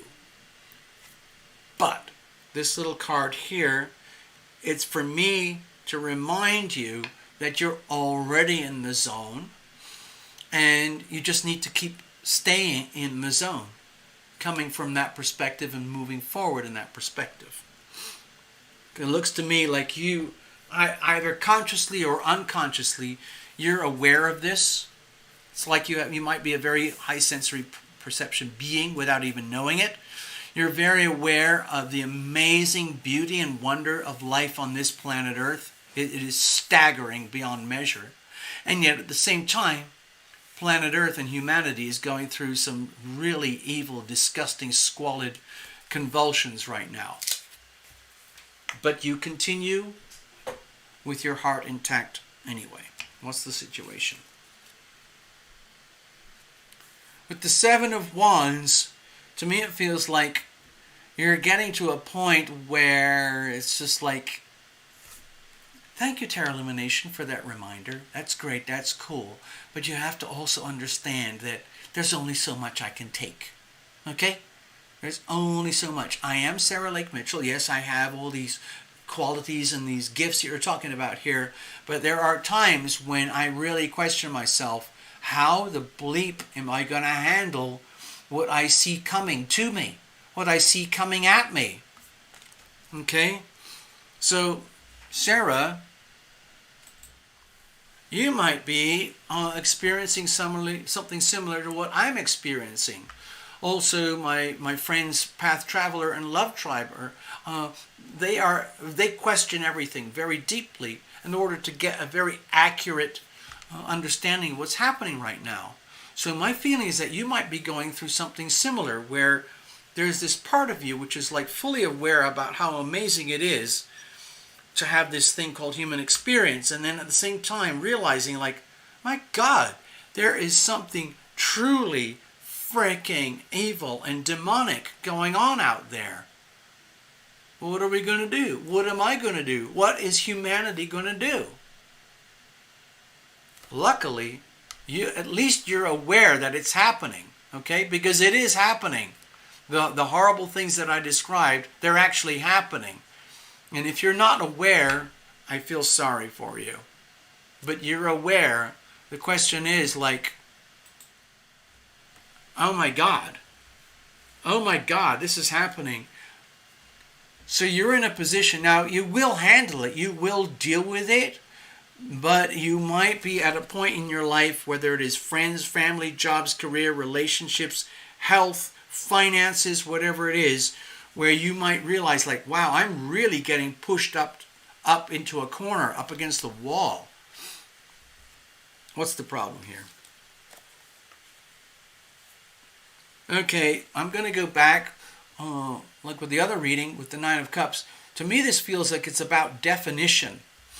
Exactly how do you define personal happiness for you, Sarah? So this Aries, okay, let me go over here. Whatever your astrology is, Sarah, my guess, well, not even a guess, it's like what I'm sensing is that you are as aware as anybody can be that there are some very, very serious problems going on in planet Earth right now. Question is, what does that look like for you personally? And how does that affect you personally? Okay, so you get to this point like, oh my God, it's about self-examination. Like, oh my God, who am I really? Why am I here? What am I doing here? I can't live on autopilot. I might be comfortable on autopilot, but some of this hideous stuff here is so bad, it's so bad that I have to acknowledge it. I have to come into full consciousness, and then I have to question everything, and I have to understand, like, what does happiness mean for me? And sometimes the only way you can find out is what doesn't work for you, okay? And so you might be, like, a lot of people want to live their lives on autopilot. A lot of people do not want to think. They want to outsource their lives to other people, institutions, belief systems, religions, corporations, relationships, anything that's not themselves, so that they don't have to think and figure out, what does life, love, and happiness mean for me? Oh no. So my feeling is that you might be in a bit of a, in a sort of a not a vortex, but in a bit of a, not even a bind, but in a moment of awakening right now, where like, oh my God, what exactly does, how do I define happiness? Because you might have defined happiness like, wow, I've got the most amazing wardrobe. Or I look so gorgeous in the mirror. Or like, I'm so glad I'm in Ontario. Or that I'm doing okay in school, job, career, love, whatever. But that's not enough anymore. You're at this point where like, oh my God, I really, really got to figure this out. How do I define love? How do I define happiness? Because if I don't, then I'm just living on autopilot, like just some kind of genetically programmed robot. So I see your note there. I see your notes. I see 3 notes in a row. That's the question. What is happiness for me? I think about it often, and I'm trying not to rely on things to be happy. Now, I understand that. You live in a physical world, okay? Happiness for me, for example, is like, I love to have my little heavy-duty shot glass with whiskey in it. Thank you. That's happiness.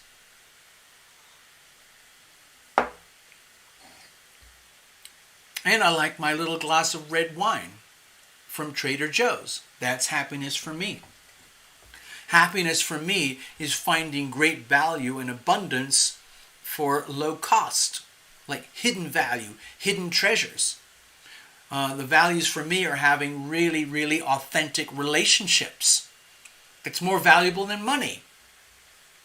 Although I know I need money, and so on and so on. So you get to this big question mark here, like, oh my God, I'm looking at myself like, yeah, I'm okay. It's just like there's, the Sarah Lake Mitchell is like, I'm okay, but like, to me it feels like you're under a lot of pressure, evolutionary pressure, to go to a whole new level. Oh my God, it's almost like you're being, it's like shrouds of innocence, shrouds of automation, shrouds of genetics, shrouds of, what's the word? Autopilot. I mean, you're a human being. Okay, Sarah, listen. You're a human being. Human beings are mind-boggling machines. I don't care what Elon's doing with his neurotransmitter blah blahs and all that stuff. It doesn't come even close to the human being, the consciousness. When you look at the biology, the chemistry of DNA, the virus, the bacteria, the amoeba, we can't even come close to that with technology. And so to me it feels like you're at this point of awakening, like, oh my God, holy bleep, like I'm pretty awesome already, and that's just Sarah Lake Mitchell on autopilot. That's fine. But then when you get this like gentle exposure where you're getting a chance to see things from a bigger, broader perspective, how do I go forward now that I'm realizing that the spectrum, the stage, the arena of life is much bigger and broader than I expected? How do I define happiness? Like, if you're questioning like happiness from things, I like things. I like houses, cars, money, my whiskey, my wine. I like my relationships. I like having a very close cluster of friends or relationships. Things like that. Also, whatever it is for you. But we're talking about definition here, okay?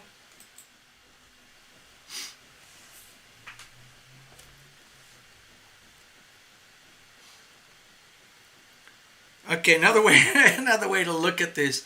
You can't find happiness through self-indulgence. There's no amount of alcohol, booze, marijuana, money, handbags, things, stuff, external measures of wealth and abundance, that happiness, that could be calibrated for you as happiness, that will satisfy. None of that's going to satisfy anymore. We're looking at going to the next level, whatever that is. So how do we deal with this? So some people call this like the decisions card. So what I'm sensing here, Sarah, this is really, really in the moment. To me, it feels like the way to go forward is to like almost ask by divine intervention, like, dear angels, dear guardian angels, dear heaven, dear invisible friends, please bring to me the situations, the relationships, the people in my life that I really, really, really need to know at a face-to-face level so that I can come to a fuller understanding of what happiness really means for me. What does love really mean for me? So, for example, I'm not saying that this is a good or a bad thing, but with the Lover's card here, to me it feels like it's bringing everything into stark awareness, where it's for you to get to the next level awareness for you in your life as a person, as an individual. To me it looks like it would be coming through very specific interactions with very specific people who seemingly arrive in your life through serendipity. In other words, wow, I just met this person. Like, well, what does that mean? What are the messages that come from that interaction? Or I have this new lover, I have this spouse, I have this partner.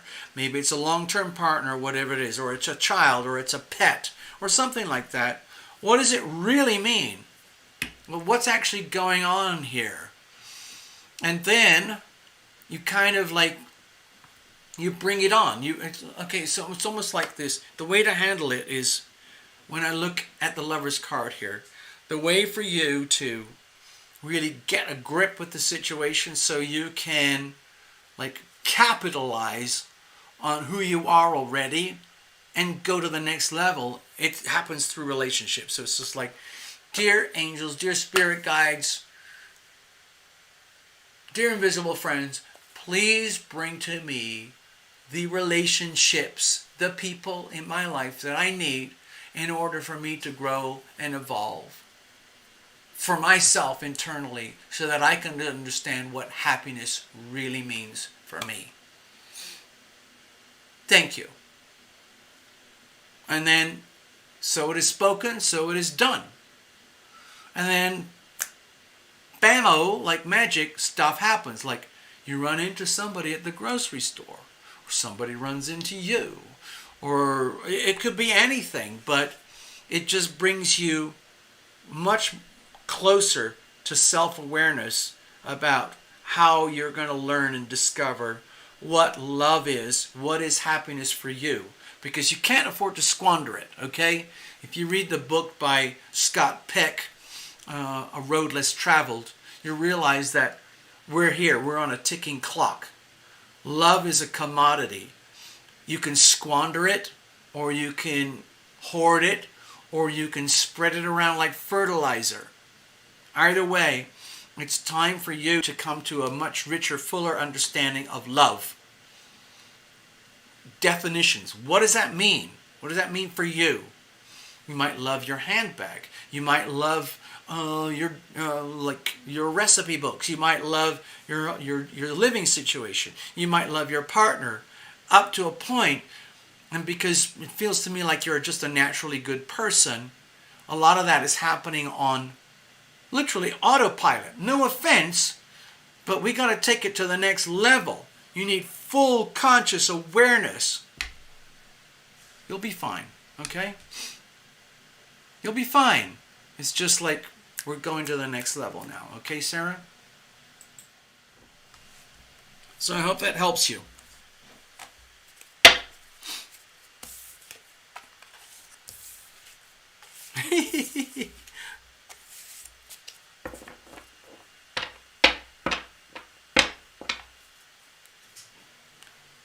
All right, let's have a look. Necessary, what's going on? Necessary has left it wide open. What messages do we have here for Necessary tonight regarding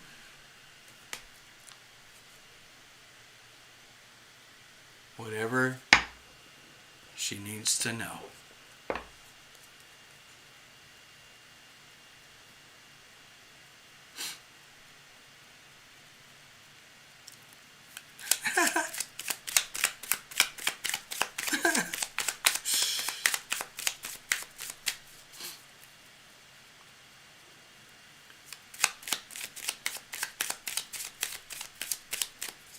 It's funny, Sarah, I was just thinking, like, we just did a reading, okay?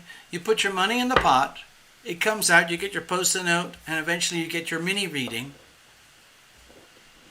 And then just after your reading ended, and I just pulled up the cards and everything, I kept feeling to myself, like, what the bleep was that? What the hell just happened? And this is for, I guess, everybody, every reading, but I really felt it with Sarah readings just now. Like, when I go into the reading, it's just like everything just kind of goes, and I'm not aware that I'm a human being anymore. I'm literally just an instrument, and I kind of I sublimate myself to the process. I just give myself over to the experience, and I kind of trust that I've earned the right to be here, and that whatever comes out of my mouth has some kind of nugget of value in some way, shape, or form for the client. And when I get to the end of the reading, like what just happened now, I have no idea what I said. I don't know what happened. I'm there, and now I'm here. I was there on your reading, 100% allocation of energy, and now I'm here focusing on the next reading. But I've never had that awareness before. Just wanted to share that.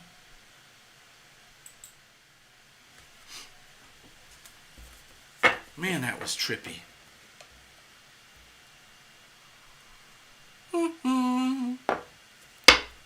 Love Triber's here, everybody. In case you're interested, Love Triber does very intense, highly unique readings. Frittily also does very special readings.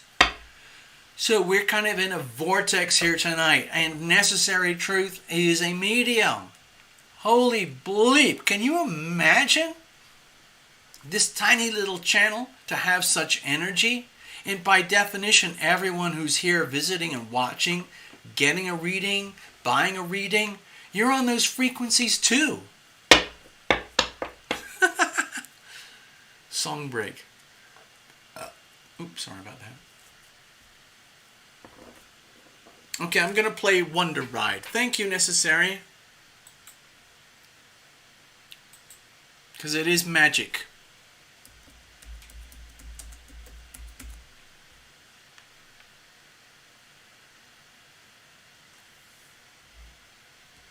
I've got to find this. It's a song.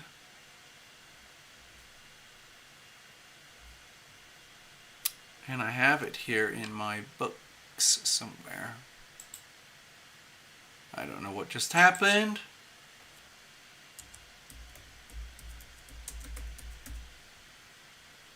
Oh gosh. Something. Oh, my computer. My poor computer. I'll try this.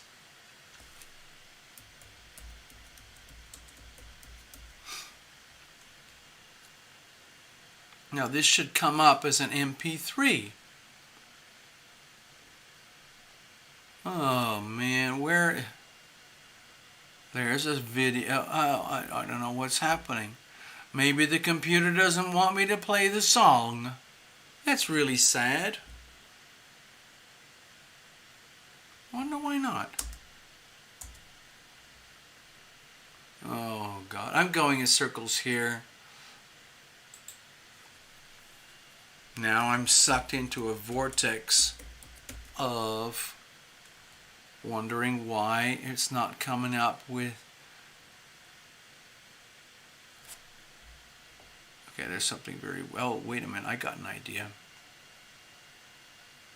No, that's not right. That's not working. Oh, forget it. Okay. Oh, man.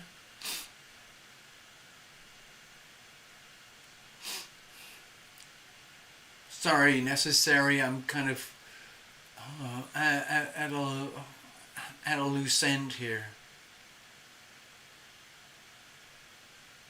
You know, I'm going to try this one. Haha. Okay, that's just weird. It just... Let me just try this.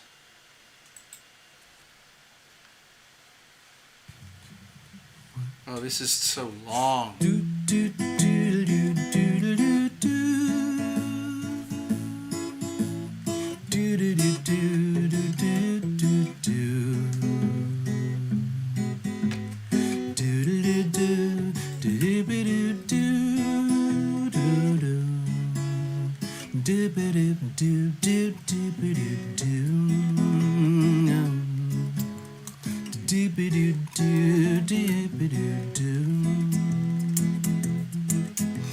I'm waiting on the will of heaven today. I gotta tune in to what the angels say. I listen for the good news coming my way. waiting on the will of heaven today. I'm waiting on the will of heaven today. Do do do do do do do do do do do do do do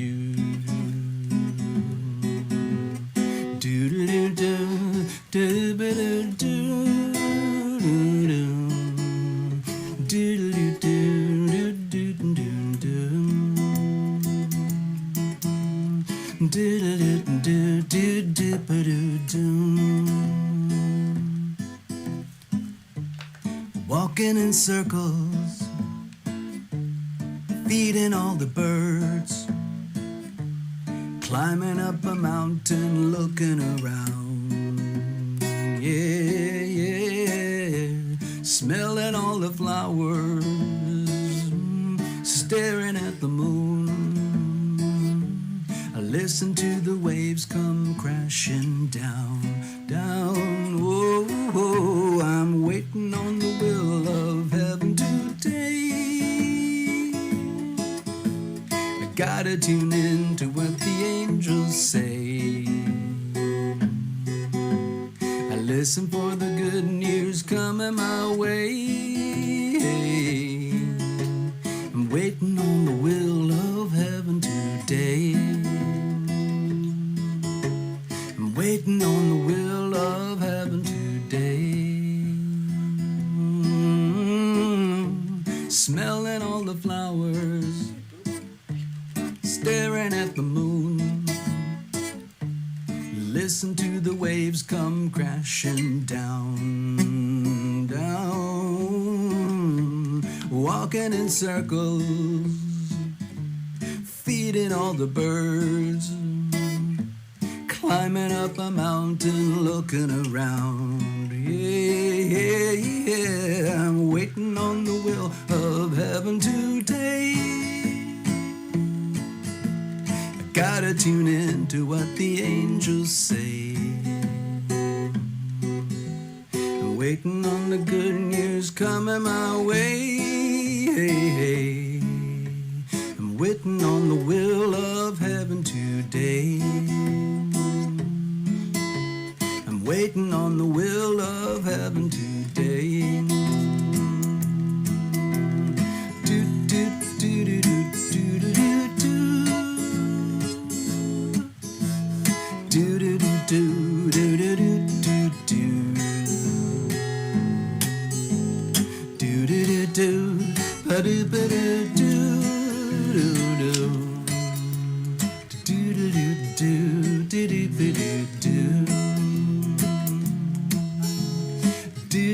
do do do do do. I'm waiting on the will of heaven today. I gotta tune in to what the angels say. I listen for the good news coming my way. I'm waiting on the will of heaven today. I'm waiting on the will of heaven today. I'm waiting on the will of heaven today.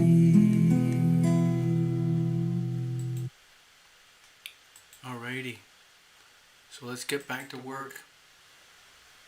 Alright, feeding the raccoons. Feeding the raccoons today. That's my new song. Thank you, Fertily. Yeah, I get it. I see what you're saying. Alright, so we're going to read for Necessary Truth right now. Necessary is going to apply. It's just like, hey, what are the messages coming for me tonight from my spirit guides? I can't remember the name of all your spirit guides. I remember Chris, total goofball. He's a good guide. All right, let's have a look. Let's see here.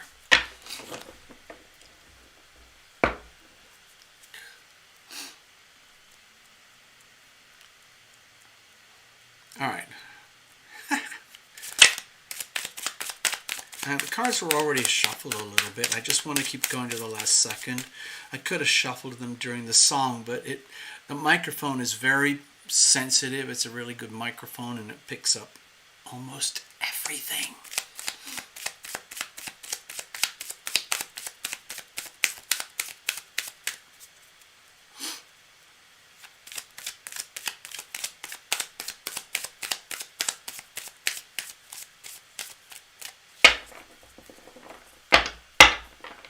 All right, let's have a look. Okay, necessary. Hello, Bronx, Brooklyn. Let's cut it all up. Cards are already well shuffled. I'm going to pull it apart like this and then get you to your reading. All right, here's the situation. Here's the challenges. Here's how we're going to handle it. And let's have a look at the sacred geometry for you. Let's go with John. Okay, John. Please make yourself known. Come and hang out with us. Very different energy for sure. Thank you. So I got the Ace of Cups here. So this looks to me like a huge question mark right now about, I guess you could say love. It's interesting how we've had these quirky perspectives regarding love. The Cups cards have been, I would say, fairly evident in the readings so far tonight. So with you, Necessary Truth, again, this feels like a self-examination, okay? So we've got this Aries new moon, and I think that relates very closely to the energy of aces. Aces are, energy of sacred opportunity. It's right there.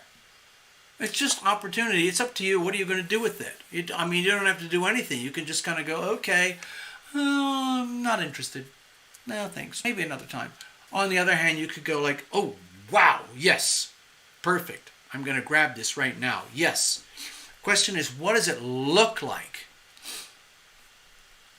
So, to me, it looks like there's a big question mark here about what does it look like for the healing power of love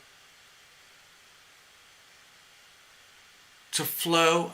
Okay, you know how I say this thing, okay? Let me do this. Okay, Nikki, hold on.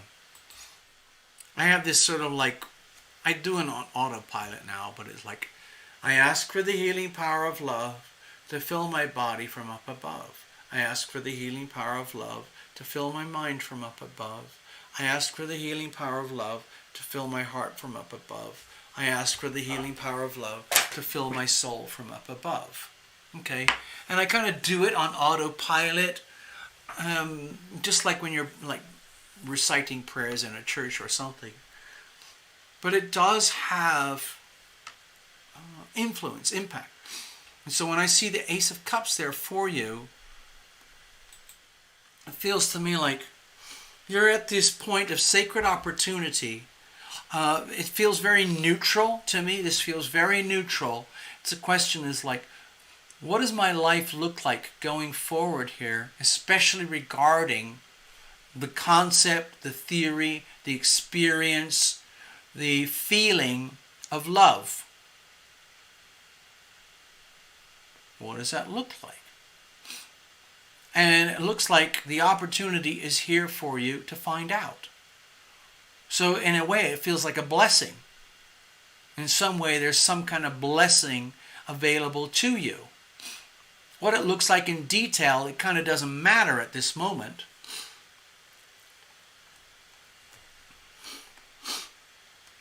Okay, hold on. Give me a second, Necessary. I'm looking for collaboration here with John. I felt this little thing, like, please allow me to participate. And that's from John. Okay, here's the situation. So, with the Four of Wands, it looks like there's something to celebrate, something about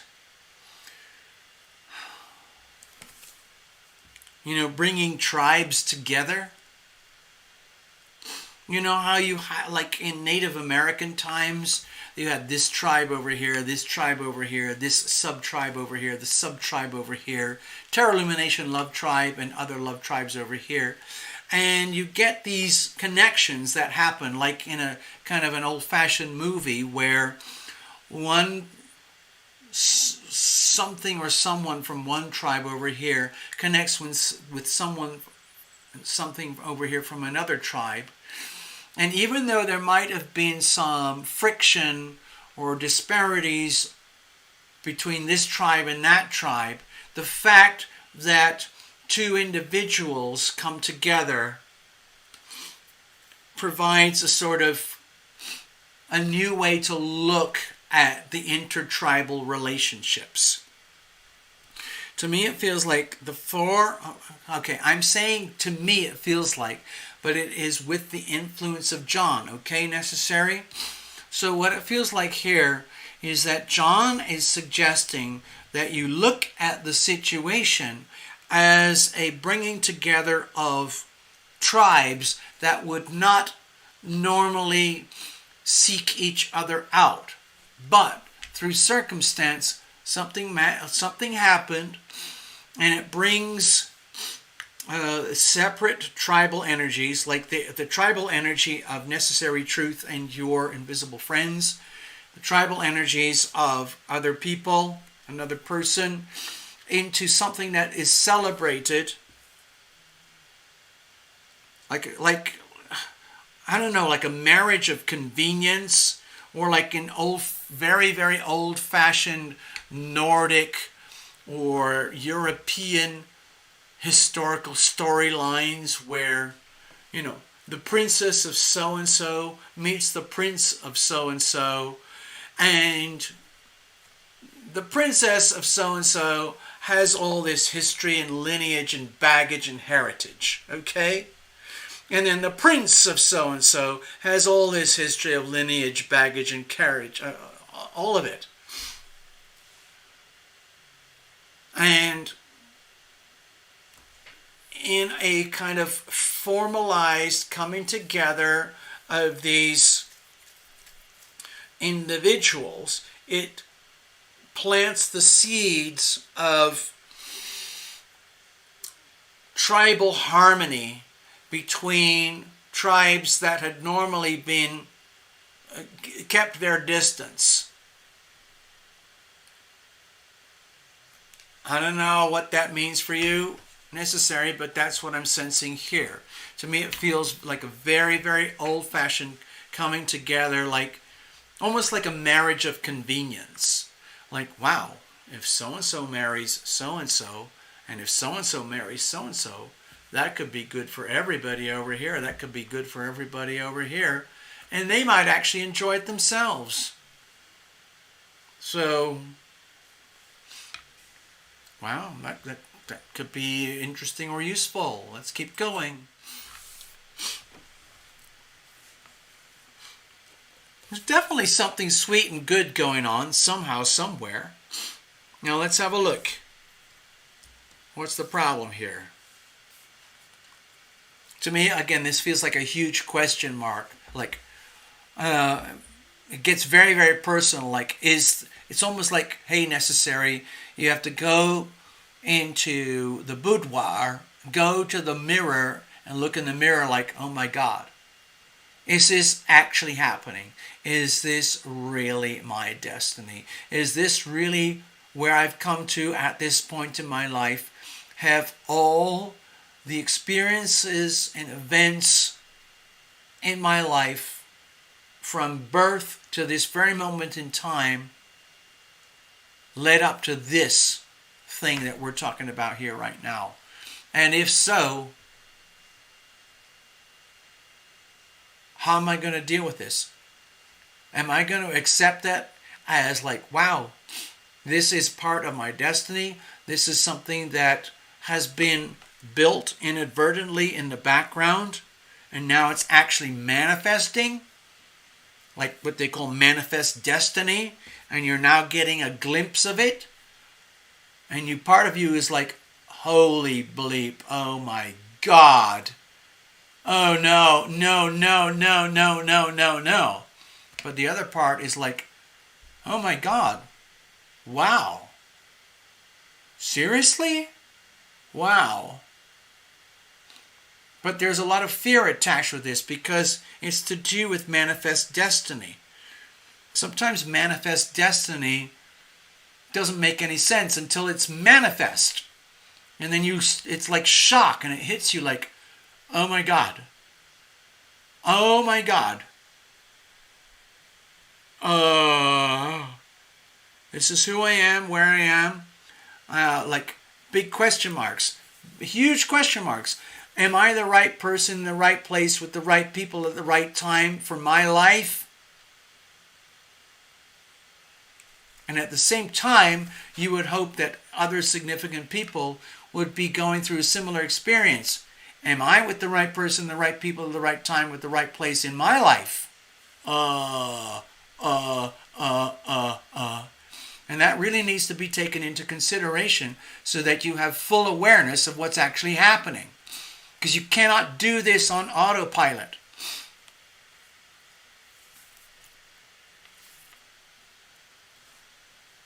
In other words, you have to proceed, you have to go forward in full conscious awareness of what is actually happening in your physical world.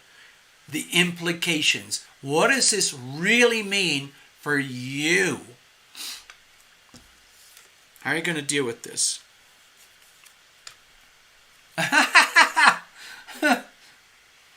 It almost feels like, don't worry. Don't worry, necessary truth. You got this. Don't ever, ever, ever forget. Now remember, this is coming from John, all right? I'm just literally acting as a portal here. It sounds like it's Terra Illumination talking, but I did my best as I could at this point in the reading, right about here, to make sure that John was a full participant. And so just imagine that John is actually speaking through Terra Illumination right now. And John is simply saying, please, please, necessary truth. Sure, you're dealing with all this stuff that we just talked about here. But do not ever, ever forget that you are the goddess that you are. Okay? And then you can't go wrong. Do not ever let that go.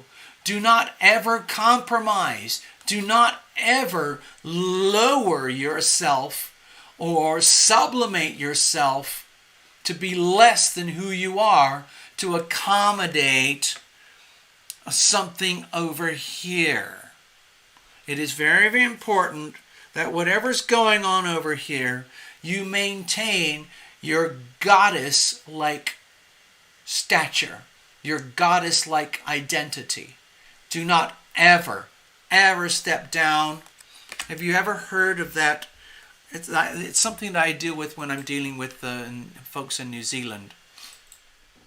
It's the tall poppy syndrome. And what I learned when I was there in New Zealand, that apparently New Zealanders have this characteristic called tall poppy syndrome. New Zealanders apparently don't like it when there are unique individuals who pop out or stand out, so-called above the crowd, like better, superior, brighter, more. And because it makes everyone else feel inferior. And so the New Zealanders have this way of kind of pouncing very subtly on the tall poppy and basically saying, you have no right to be the tall poppy, because when you're being the tall poppy, what you're actually doing is showing us up for being the ones who are not quite as tall as you. That's not acceptable. We don't do that. So you have to step down from your awesomeness so that we don't feel less than you. Okay. That sounded pretty personal. I wasn't trying to knock New Zealand or New Zealanders or anything, but I had that story told to me. It's a very, very profound story. So anyway, I guess the message, let me go back to your reading, okay? So it's almost like whatever's going on, necessary, more than ever before, it's important that you maintain your highest level of awesomeness. You do not lower yourself. You do not sublimate yourself to accommodate what others need to know that they can get from you, that they can only get from you by you maintaining your awesomeness. So if you do not maintain your awesomeness, you are not only doing yourself a disservice, you're doing everyone else a disservice. Gosh, I hope that makes sense. Okay? That's your reading. Essentially, you're entering a gateway. You're entering a gateway of opportunity, new world, new horizons for you and for others. But it comes with conditions. The condition is that you do not compromise. No compromises. No dumbing down. Thank you, necessary. Fritterly, you're up. Whew! Fritterly, you're going through some stuff. I know you are.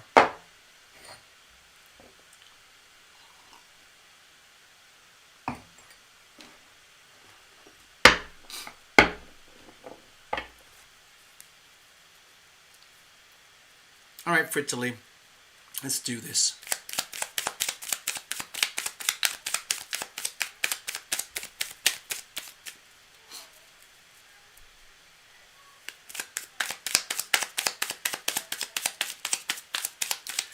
Question marks, question marks, question marks.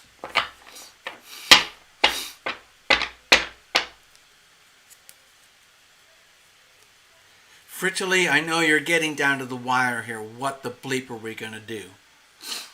What's about the timing for packing, for leaving, for transportation? I mean, you're really up against a wall right now. Thank you, necessary.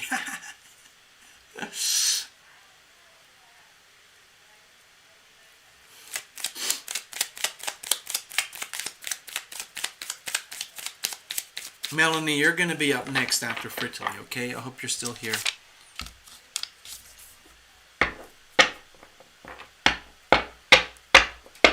Alright, let's have a look here. We're well shuffled. We're in a good place, Fritterly, okay? Remember, you're with good people at the right time, at the right place, for the right reason. You've shared a lot of yourself with others here. And some of us are aware about your dire situation right now. I can't do anything directly, but hopefully this reading will help you somehow. And some kind of form of magic will occur. Alright, here's the situation. Here's the challenges. Here's how we're going to handle it. Let's have a look at the sacred geometry. So, we've got the Hermit here. So my feeling is that let's look at this as an opportunity. This is a chance for you, dear Fritterly, to figure out what has to be figured out in the most utterly ruthless manners possible. Where, not ruthless in a bad way, but ruthless in a completely pure, rational evaluation of your life, your world, your situation, like stark shock, awakening reality, like literally this shocking reality that you're on your own. You're literally on your own here. Now you've got family, you've got all these connections, some of which are not working out for you, and that leaves you in a position where you might feel as though you are being ejected, rejected, humiliated, degraded, insulted, defiled, exiled, to the point of complete, total isolation. It's just frittily.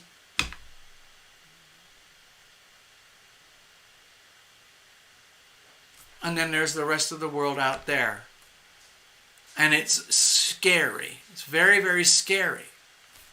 But what I'm sensing here with the hermit is that this is a really brutal, ugly, shocking way of bringing you into next level consciousness, next level self-awareness that could not possibly happen without the shocking, intense pressure of what's happening to you right now. Then you combine that with the Aries stellium, which is all about the self, like literally the self, bringing the self into full awareness, where you realize like I have to do what I have to do. I'm going to do what I have to do. I'm not going to apologize. Okay? If I have to go begging, I do that. If I have to go screaming and yelling, I have to do that. If I have to point fingers, I'm going to do that. If I have to retreat and retract and admit defeat in something, I'm going to do that. Whatever it is that works for me. Okay? Because your job right now is to survive. Literally to survive. So it's almost like you have to imagine yourself as completely, utterly abandoned. No one's going to come to save you except you. And then you realize like, oh my God, that's just disgusting. And then at the same time you realize, holy shit, that's just like, wow, it's true. It's absolutely true. No one's coming to save me. I'm going to figure this out. I am not defeated. I'm frittily. You've got a freaking brain the size of a Mensa computer. Okay? You've got hardship on a similar scale. Does that mean you're doomed? No. Does it mean you're isolated? That you've got nowhere else to turn besides yourself? Now, I'm not saying that you can't reach out, but when you're reaching out, it comes from a point of extreme humility. Like if it's, let's say it's very embarrassing to you that you have to reach out to get help and like for what, transportation, or accommodating in relationships to get a roommate, whatever it is. I don't know the details. But with the Hermit card, it's like this realizing like, wow, okay, you know what? This is it. If I am being exiled and I'm in total isolation, and all of you who are like against me, then so be it. I will deal with it. I will accept the Hermit card energy and go forward from there. I'm not defeated. I wouldn't want this normally on a day-to-day basis. Frittily, you're very sociable. You thrive when you are relating with other people. Okay? I see it here on the chat. Okay? You're an expert. That's your natural element. But now it feels to me like you're being pressured into this extremely narrow confine of selfhood. Okay?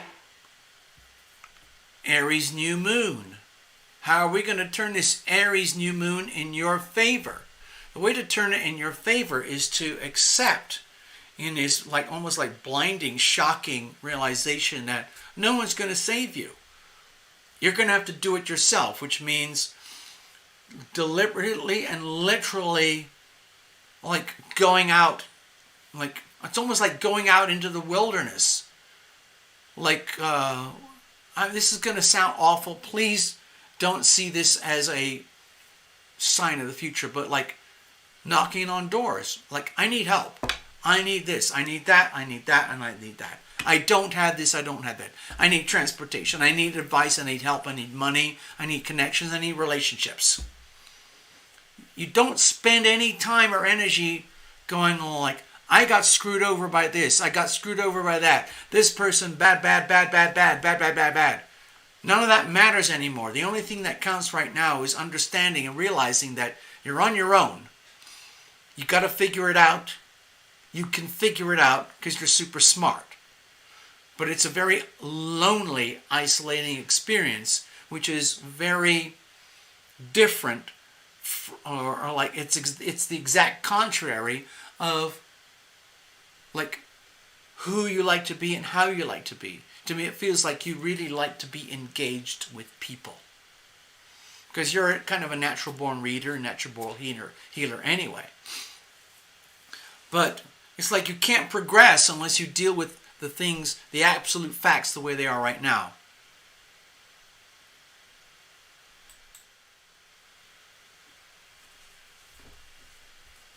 Yes, it's very hard to ask for help. Okay, here's the situation. Okay, so I've got the Seven of Wands here. To me, this is a very encouraging sign. It means you're dealing with all the S-H-I-T that you have to deal with. You're dealing with it, and it's coming at you from all sides. But you're doing it. You're actually dealing with it. No matter how painful it is, no matter how insulting, how degrading, how humiliating, how unjust, how undeserved, you're still dealing with it, okay? So to me, this is very good news. What's the problem going forward? Okay, so I've got the Five of Wands here. More wands. So, if you look at this as the energy of competition, the energy of have I really got it? So, Frittily, if you look at everything that's happening to you, all the horrible things that are being done to you, either directly or the experiences that you're feeling indirectly, if you look at it as a challenge, as a test, then there's the part of this which is saying, like, can I handle it? Am I ever going to succeed? Am I ever going to pass this test?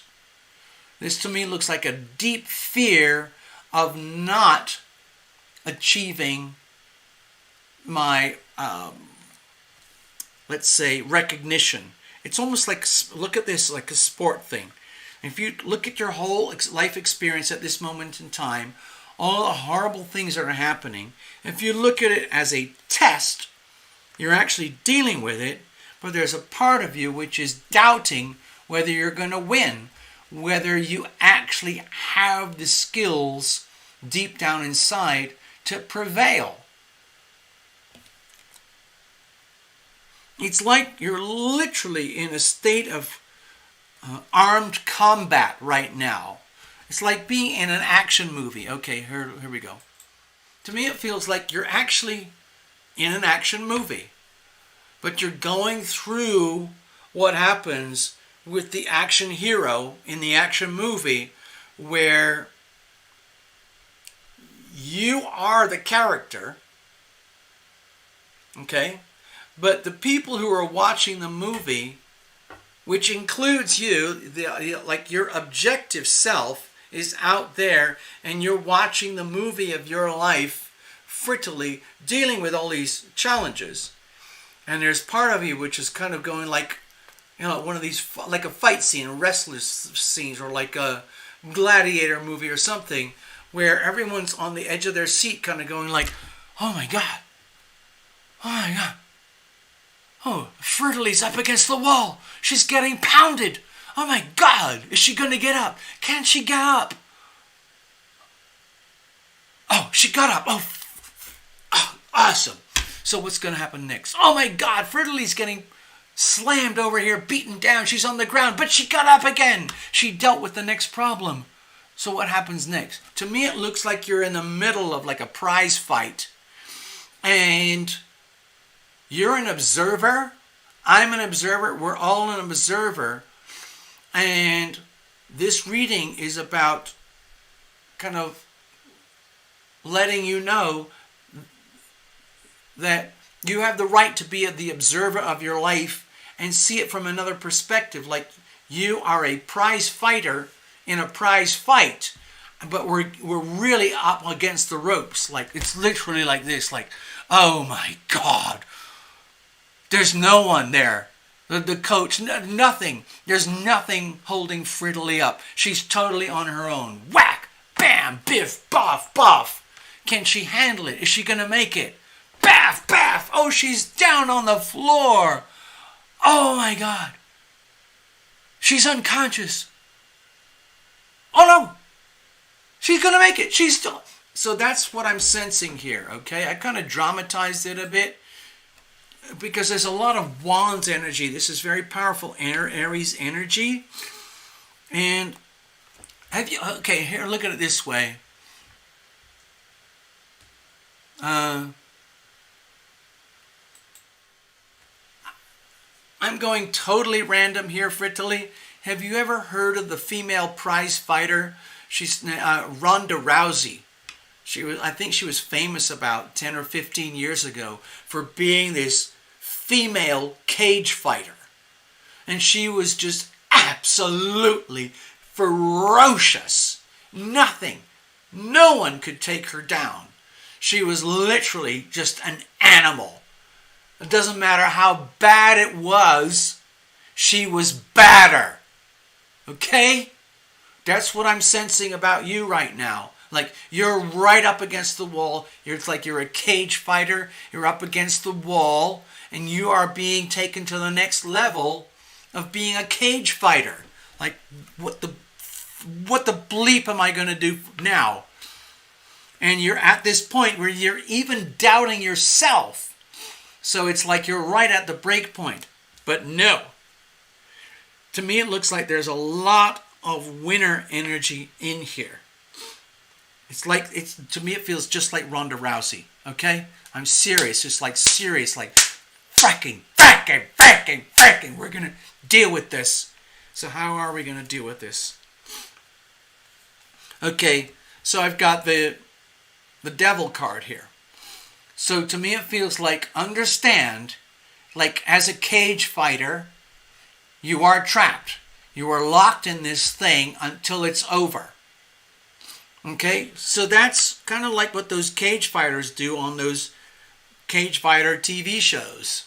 I'm not a really big fan of that stuff. It's kind of like, it's very extreme. It's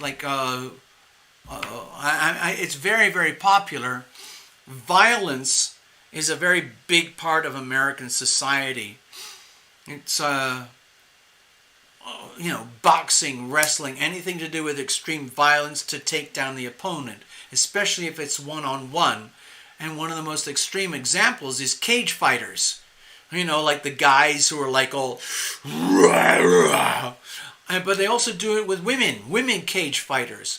And I see the way to handle it, the way to deal with the situation is to acknowledge the situation. The devil card is telling me, basically, it's very simple. Like, you have to understand, whether you like it or know it or not, you are locked in a cage fight. Okay? You will win, you will prevail, but it puts you in the position of having to be a cage fighter, which means there's no one else to turn to. You can't tap on someone else's shoulder and say, hey, could you punch that person for me? Oh, could you give me a massage because I feel really bad right now? None of that. You're completely on your own, just like a cage fighter being pushed up against the cage. Got it? I hope that makes sense. I'm not into it either. I see what you're saying there. Okay, so Frittily, what it looks here, this reading looks to me like, it's like, please be aware that whether you like it or know it or not, you have been forced into a cage fight. You're forced into it, and now you're in a position where in order to prevail, you're on your own. And you have to operate as a cage fighter, and you will prevail. You will literally become utterly savage if you have to. Now, you can become utterly savage in a very nice way, but either way, it means you have to be utterly, absolutely, ruthlessly committed to winning in the cage fight, because you can't get out of the cage fight until you win. So you have to believe that you will win, that you have the skills, and that you will prevail. God, I hope that makes sense for Italy.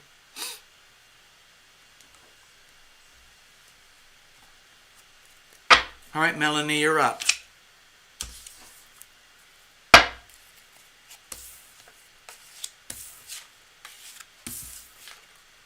Melanie, could you please type in and let us know if you're still here? Thank you.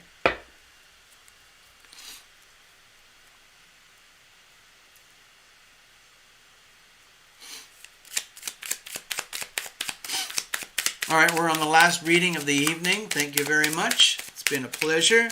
Melanie, please check in. Let me know. I hope you're still here. I'd really like to have a personal connection.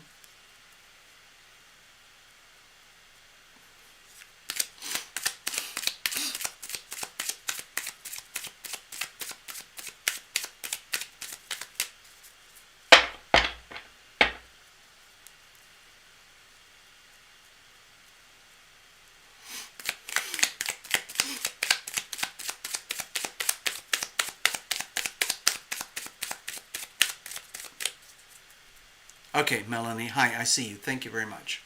All right, Melanie, let's have a look. I don't recall any notes. Wait a minute. Melanie, if you did write any notes on the PayPal or however that worked, could you please type them in again here on the screen, please? Please, please, please. It's just that it takes a lot of time to go on I have to go back inside all the Terra Lumination softwares or whatever to get back, if in case you had a message. I know somebody left a message. Alright, okay. Let's have a look. So I'm just sort of hanging out for a moment while I wait for your notes, Melanie. I can go totally blind if you want to. Thank you, Frittoli.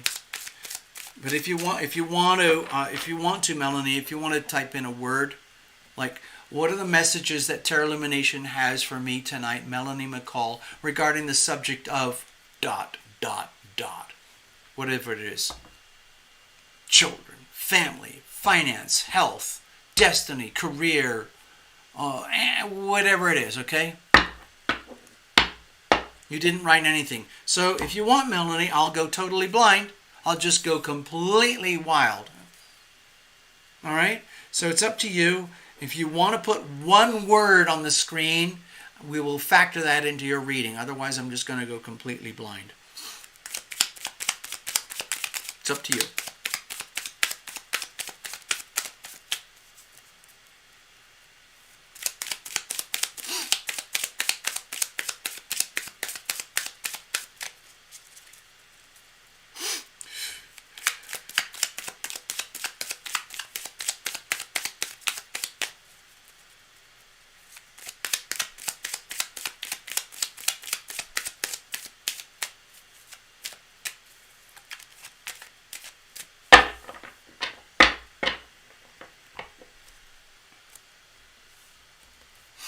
Cheers, everyone.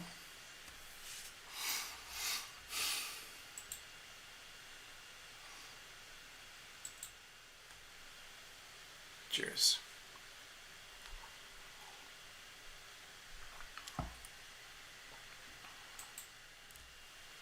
All right. All right, so we're going to do it. We're just going to go blind. Thank you, Melanie. It's a privilege. It's just a regular little old tarot deck, but it's just amazing how all this stuff works, frankly. Okay, here we go. Let's cut it all up. Bless this deck. Bless every single card. Bless you, Melanie. Thank you for booking the reading. All the donations help tremendously. You have no idea how much it helps. Here's the situation. Here's the challenges. Here's how we're going to handle it. And we're going to look at the astrology relative to this card, okay? Just to get our bearings, all right?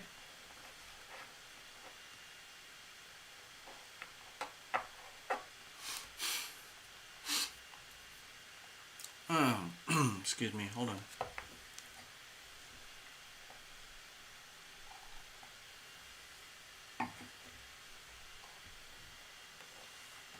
I'm getting this feeling over here, Melanie, that whether you like it or not, or whether you like it or know it or not, in general, you're this very sensitive, almost like delicate person where you're very resistant to,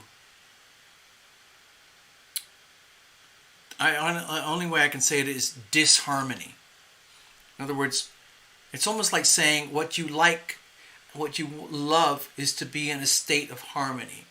It's just like the little cats here.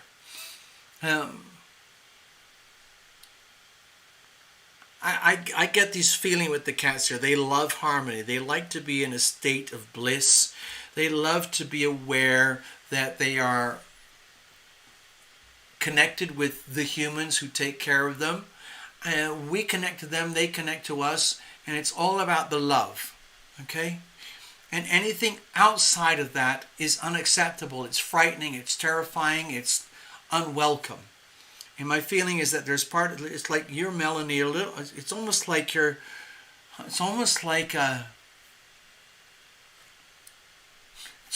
being a cat. It's almost like this is sounding really weird, sorry. What I'm sensing is like, it's just like, hey TL, really? I'm just another human being like other people. I just want things to be nice. I just want things to be happy. I want the world to be happy. I want people to be happy. I want my mom and my dad, my friends and my family. I want them all to be happy. I want me to be happy. I just want to be happy. I want love to flow. Okay? Is that such a problem? That's what I'm sensing over here. Okay? And obviously there's things outside there, out in the greater world beyond, that can disrupt that energy of sublime contentment at the level of heart and soul. So that's what I'm sensing, okay? That's before we start the reading. Okay, here we go. So we've got the Six of Wands here. Okay, again, I'm feeling this to do with, even though this is a really strong energy, I'm feeling it in the context of you, almost like, this is going to sound really like, the only way I can describe it is the energy of like a bunny rabbit, or a cat, or a sweet pet, or a sweet dog or something, where the energy is very, very pure. And all you want in life is for things to be good, to be wholesome, to be loving, so that you can be loving, so that you can be loved, and that everything conforms with these simple parameters of like, be loving, be loved. I am loving, I am loved.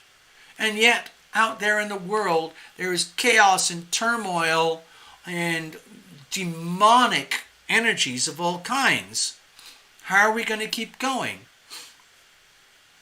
So with the Six of Wands here, to me it feels like this is very, very, very strong, like Aries new moon energy here.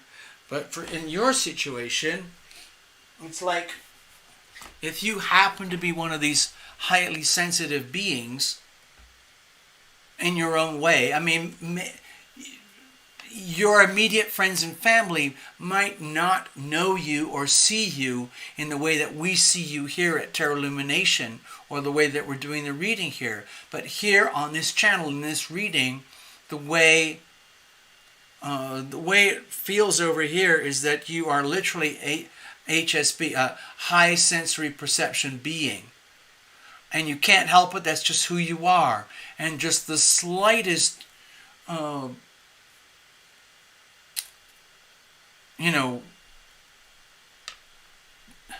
is the word? Slightest,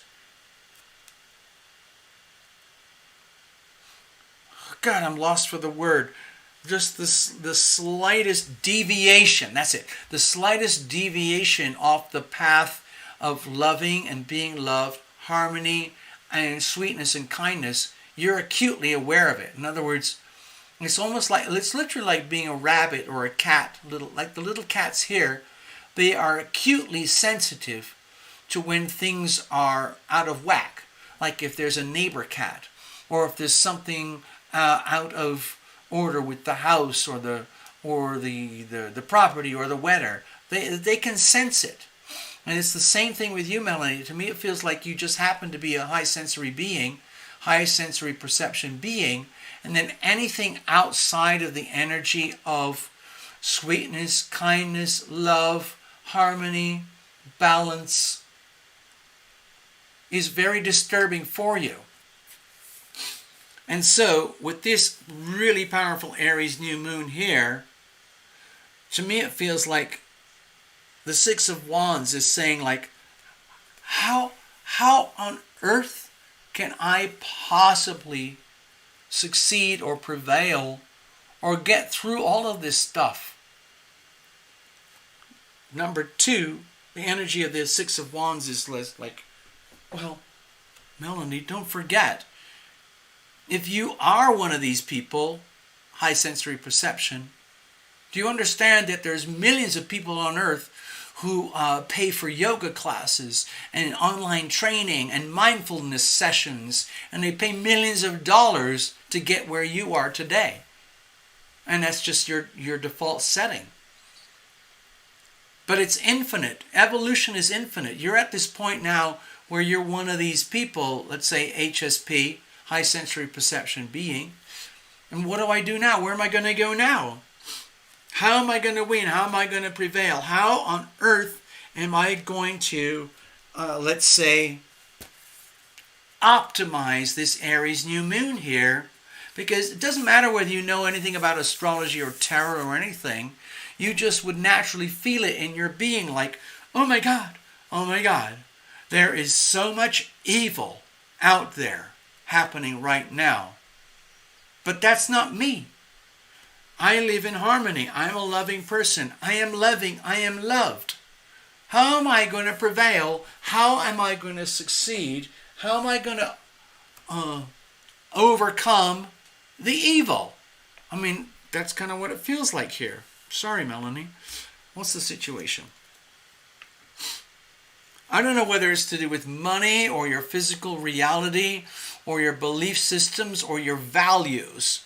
But with the Two of Pentacles here, my feeling is that right now the situation is that you are, whether you like it or know it or not, you're having to assess and evaluate and recalibrate your values, your value systems. If you look at Pentacles in terms of value, in terms of money, measurable things here on planet Earth in physical reality, what is it that you really, really value here in this life, in this world? What is it that is not worthwhile? And so it feels to me, it's almost like you're being pressured by society, by the world, by the planets to self-evaluate, to figure out like, oh my God, I've never thought of this before. I've never felt this before. Because if you are a high sensory perception being and you've just been living your life in sort of an amorphous high sensory perception being way, where one minute you're just very, it's literally just, no insult, but it's just like being like a little pet bunny rabbit, or a pet cat, or a pet bird, or a little pet dog or something, where it's just pure love. And then they have to wake up to the harsh realities of the world, like, oh my God, what happens if I don't get fed on time? What happens if my owners abandon me? Like, I don't know. So, I mean, sorry, Melanie, I'm kind of going off on a tangent, but I'm trying to explain what I feel here with the Two of Pentacles. Like you're being exposed. It's just, you could say this is random, but this is actually very pure. This is happening right now. This alignment in heaven will never happen again. Everything is constantly in a state of flux. Pluto will be back in 26 degrees Capricorn again. Jupiter in Aquarius will be back there in 20 degrees again, and so on. But this exact piece of sacred geometry will never occur again. So you have to understand the value of this moment. The value of this moment. How are you going to cash in right now and make the most of this moment in time as a high sensory perception being, where it's just like, to me it feels like Aries energy. Wake up! Wake up, Melanie! Wake up! It's time to look at your life as a a very active living experience. Like, you can't afford to be soft and sweet and kind like a little bunny rabbit anymore. You have to wake up and realize that life is a very active thing. It's very scary. It's very beautiful. It's all happening at once. And you're being forced into being a winner. You're being forced into having to make decisions like, how am I going to prevail going forward in life? What am I going to do going forward in life? And you won't know what that is until you understand your own value system, your own internal value system. What works for you, what doesn't work for you. And that's very personal, it's very private. You might not know what that is until you bounce it off other people, but that's part of the life experience. Okay, let's keep going.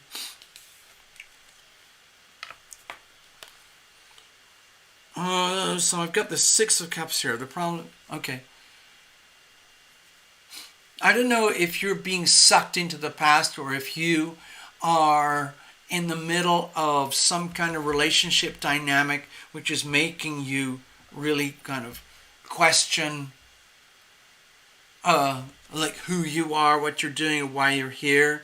I don't know if you're starting to sense things like past lives and future lives, and that the people are coming into your life for a reason, and that there is no coincidence here. Like, all the people in your life, whether it's strangers or immediate friends and family, mothers, fathers, brothers, sisters, relatives, lovers, or partners, whatever, they're all here for a reason.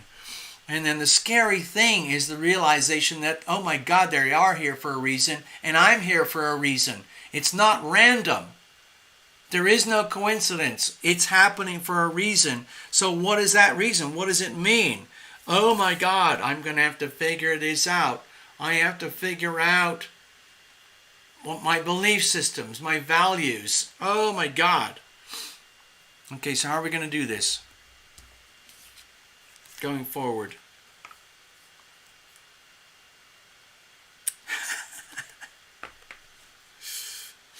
Okay, something like, I said this in another reading, no one's going to save you. The way to look at it is that you have to be your own savior. You're going to have to figure it out. So it feels to me, Melanie, that I don't know how old you are or where you are or whatever it is, your spiritual evolution, your physical evolution, your biological evolution, whatever it is, you're at a point right now of awakening. A wonderful, wonderful opportunity of awakening here right now. Let's just put this as a timestamp where you can take advantage of this. Like, whatever bad things are happening in your life right now, don't worry. There's still all the good stuff that's happening. So you can take advantage of that, and you can be your own hero. You can be your own savior. You're the one who is going to have to do it. You're the one who has to figure out your value system, what is important to you, who is important to you in your life, your relationships, your jobs, your careers, your finances, your friends, your family. And don't be scared of what might seem like synchronistic or random or coincidental relationship dynamics that are coming into your life. It's there for you. It's a blessing. And what you can do is take advantage of this. You can take advantage of it in such a way that it's like you can really kind of come out of your shell. You can really grow and mature from all of this. And you realize, like, wow, it's really like seriously like a growth, and like a growth reading. Like, it's like growing from this very loving, kind, sweet, innocent, pure being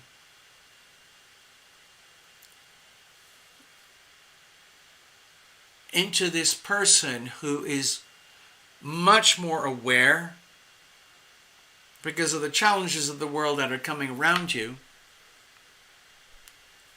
So that, it's like you get the chance to figure out how to grow and evolve through relationship dynamics with very specific people who show up in your life that might seem like coincidence, but they're not. They're actually there for you so that you can evolve and grow. If it's a challenging, frictional relationship, you can evolve and grow from that. If it's a harmonious, loving, sweet relationship dynamic, then you can grow from that.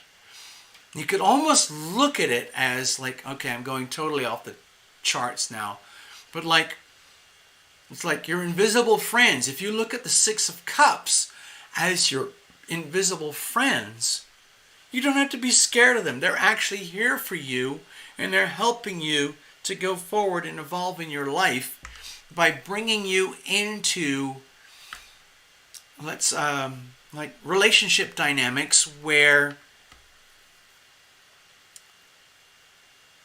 you will have a chance to figure out what's really important to you.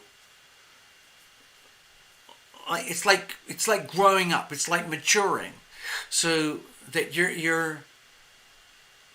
I don't know how else to say it. I don't know how else to say it. It's like,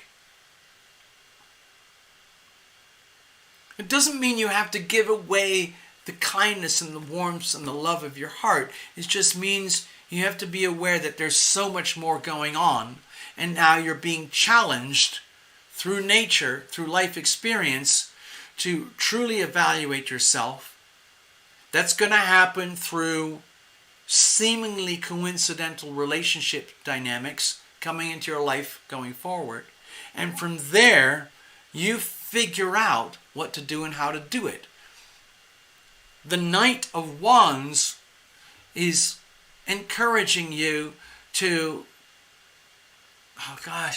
this is going to sound so weird, but I don't know how else to describe it. But like when years ago, I raised all sorts of little kittens. Most of them were like retard little leftovers, whatever they call them, the runts of the litter. And they were abandoned. But I took them in and I turned them into alphas. Okay? These little rejects turned into alphas. And it's because there is a way. I can't say I'm going to do that for you, but it's almost like you have to understand that even though you might be very soft and fuzzy and sensitive and warm inside, there's still an alpha side to your nature which needs to be brought into being so that you can be your full self. In other words, you can still be this very, very tender, like caring, loving person on the inside, which was what I felt even before we pulled any cards. But that doesn't mean you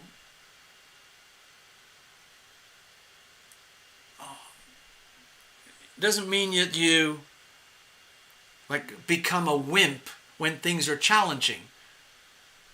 Instead, it's just the opposite.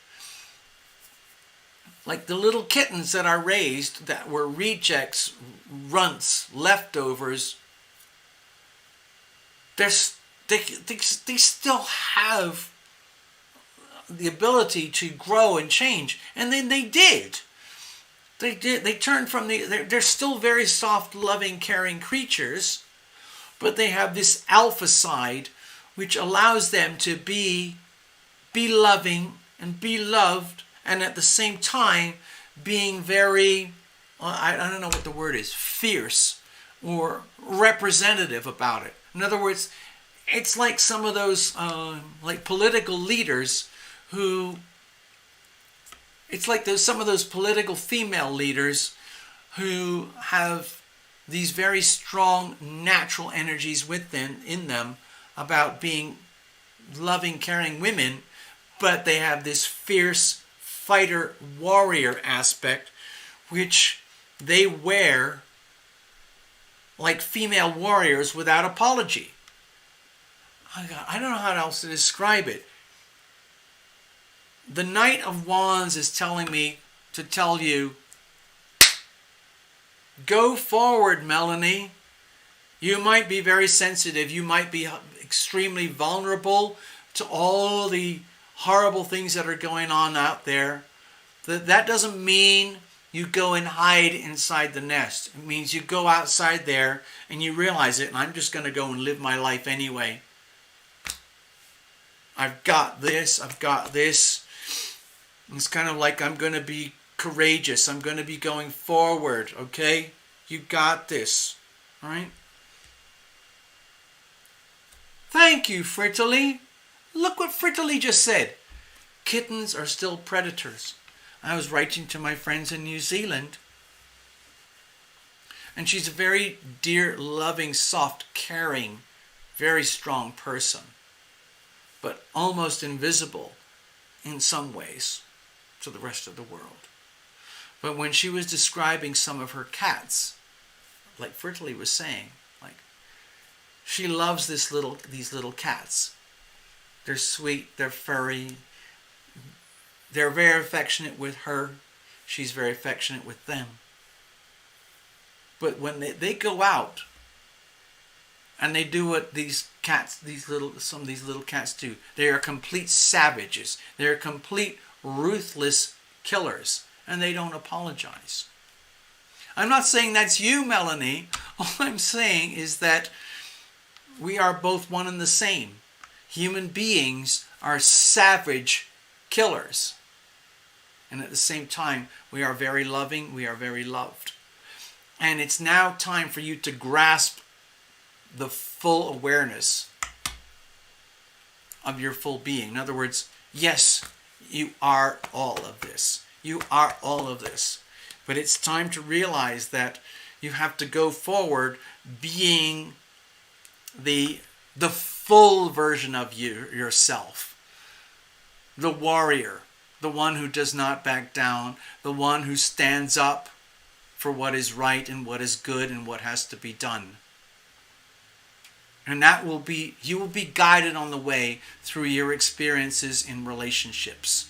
In other words, to me it looks like you will be challenged to grow into this bigger, richer, fuller version of yourself, okay? Melanie McCall. Oh, look, I just saw your nose there. Like the little kitten looking in the mirror, looking at themselves and seeing a lion. Wow! Wow! Melanie, you just nailed your own reading, but just turn it into lioness. That's all. That's all.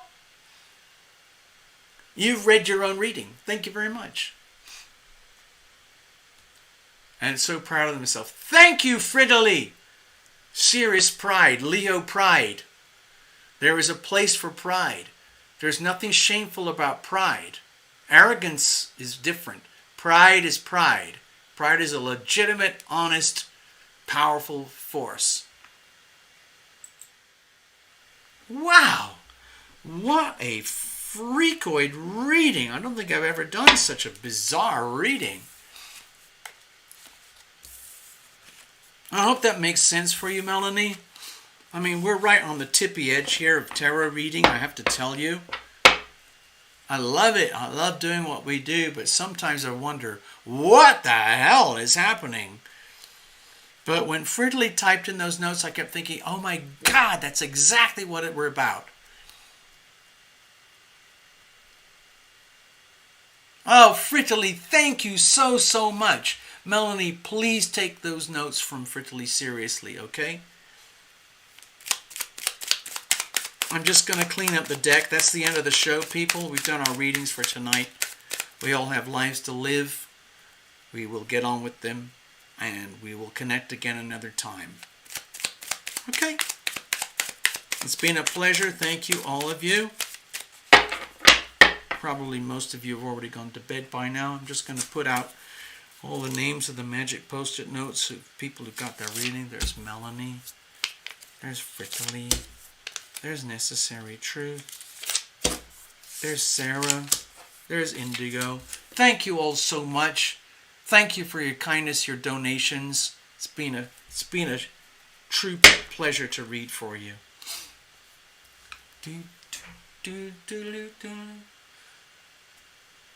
I am guided, I am protected. I'm going to put that song, I Am Guided.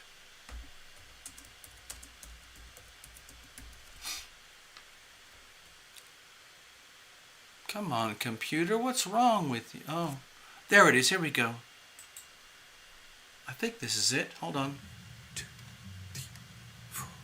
I am guided, I am protected. Yeah, this is it. Okay, enjoy, everybody. It's been a pleasure. Thank you very much for your kindness. I am protected, I am guided. We'll do this again. Protected, I am guided, I am protected, I am guided, I am protected, I am guided, I am protected, I am guided, I am protected. When the light of hope it fades, when all faith is blown away, when all sense of trust goes down, when a smile turns into frown, when it feels there's no relief, nothing in which to believe, desperate in woe and grief, angels come reminding me, I am guided, I am protected, I am guided, I am protected, I am guided, I am protected, I am guided, I am protected, I am guided, I am protected, I am guided, I am protected, I am guided, I am protected, I am guided, I am protected. Angels gather close to me, show me what I cannot see. Angels take me by the hand, lift me when I cannot stand. Angels lead me through the dark, soothe and tend a broken heart, laughing at the circumstance, crying while we sing and dance. I am guided, I am protected, I am guided, I am protected, I am guided, I am protected, I am guided, I am protected, I am guided, I am protected, I am guided, I am protected, I am guided, I am protected, I am guided, I am protected, I am guided, I am protected, I am guided, I am protected, I am guided, I am protected, I am guided, I am protected. Yeah, so, good night, everybody. It's been a pleasure. Melanie McCall, hear me roar. Okay, good night, Frittali. You can do it. Okay? Thank you all so, so much.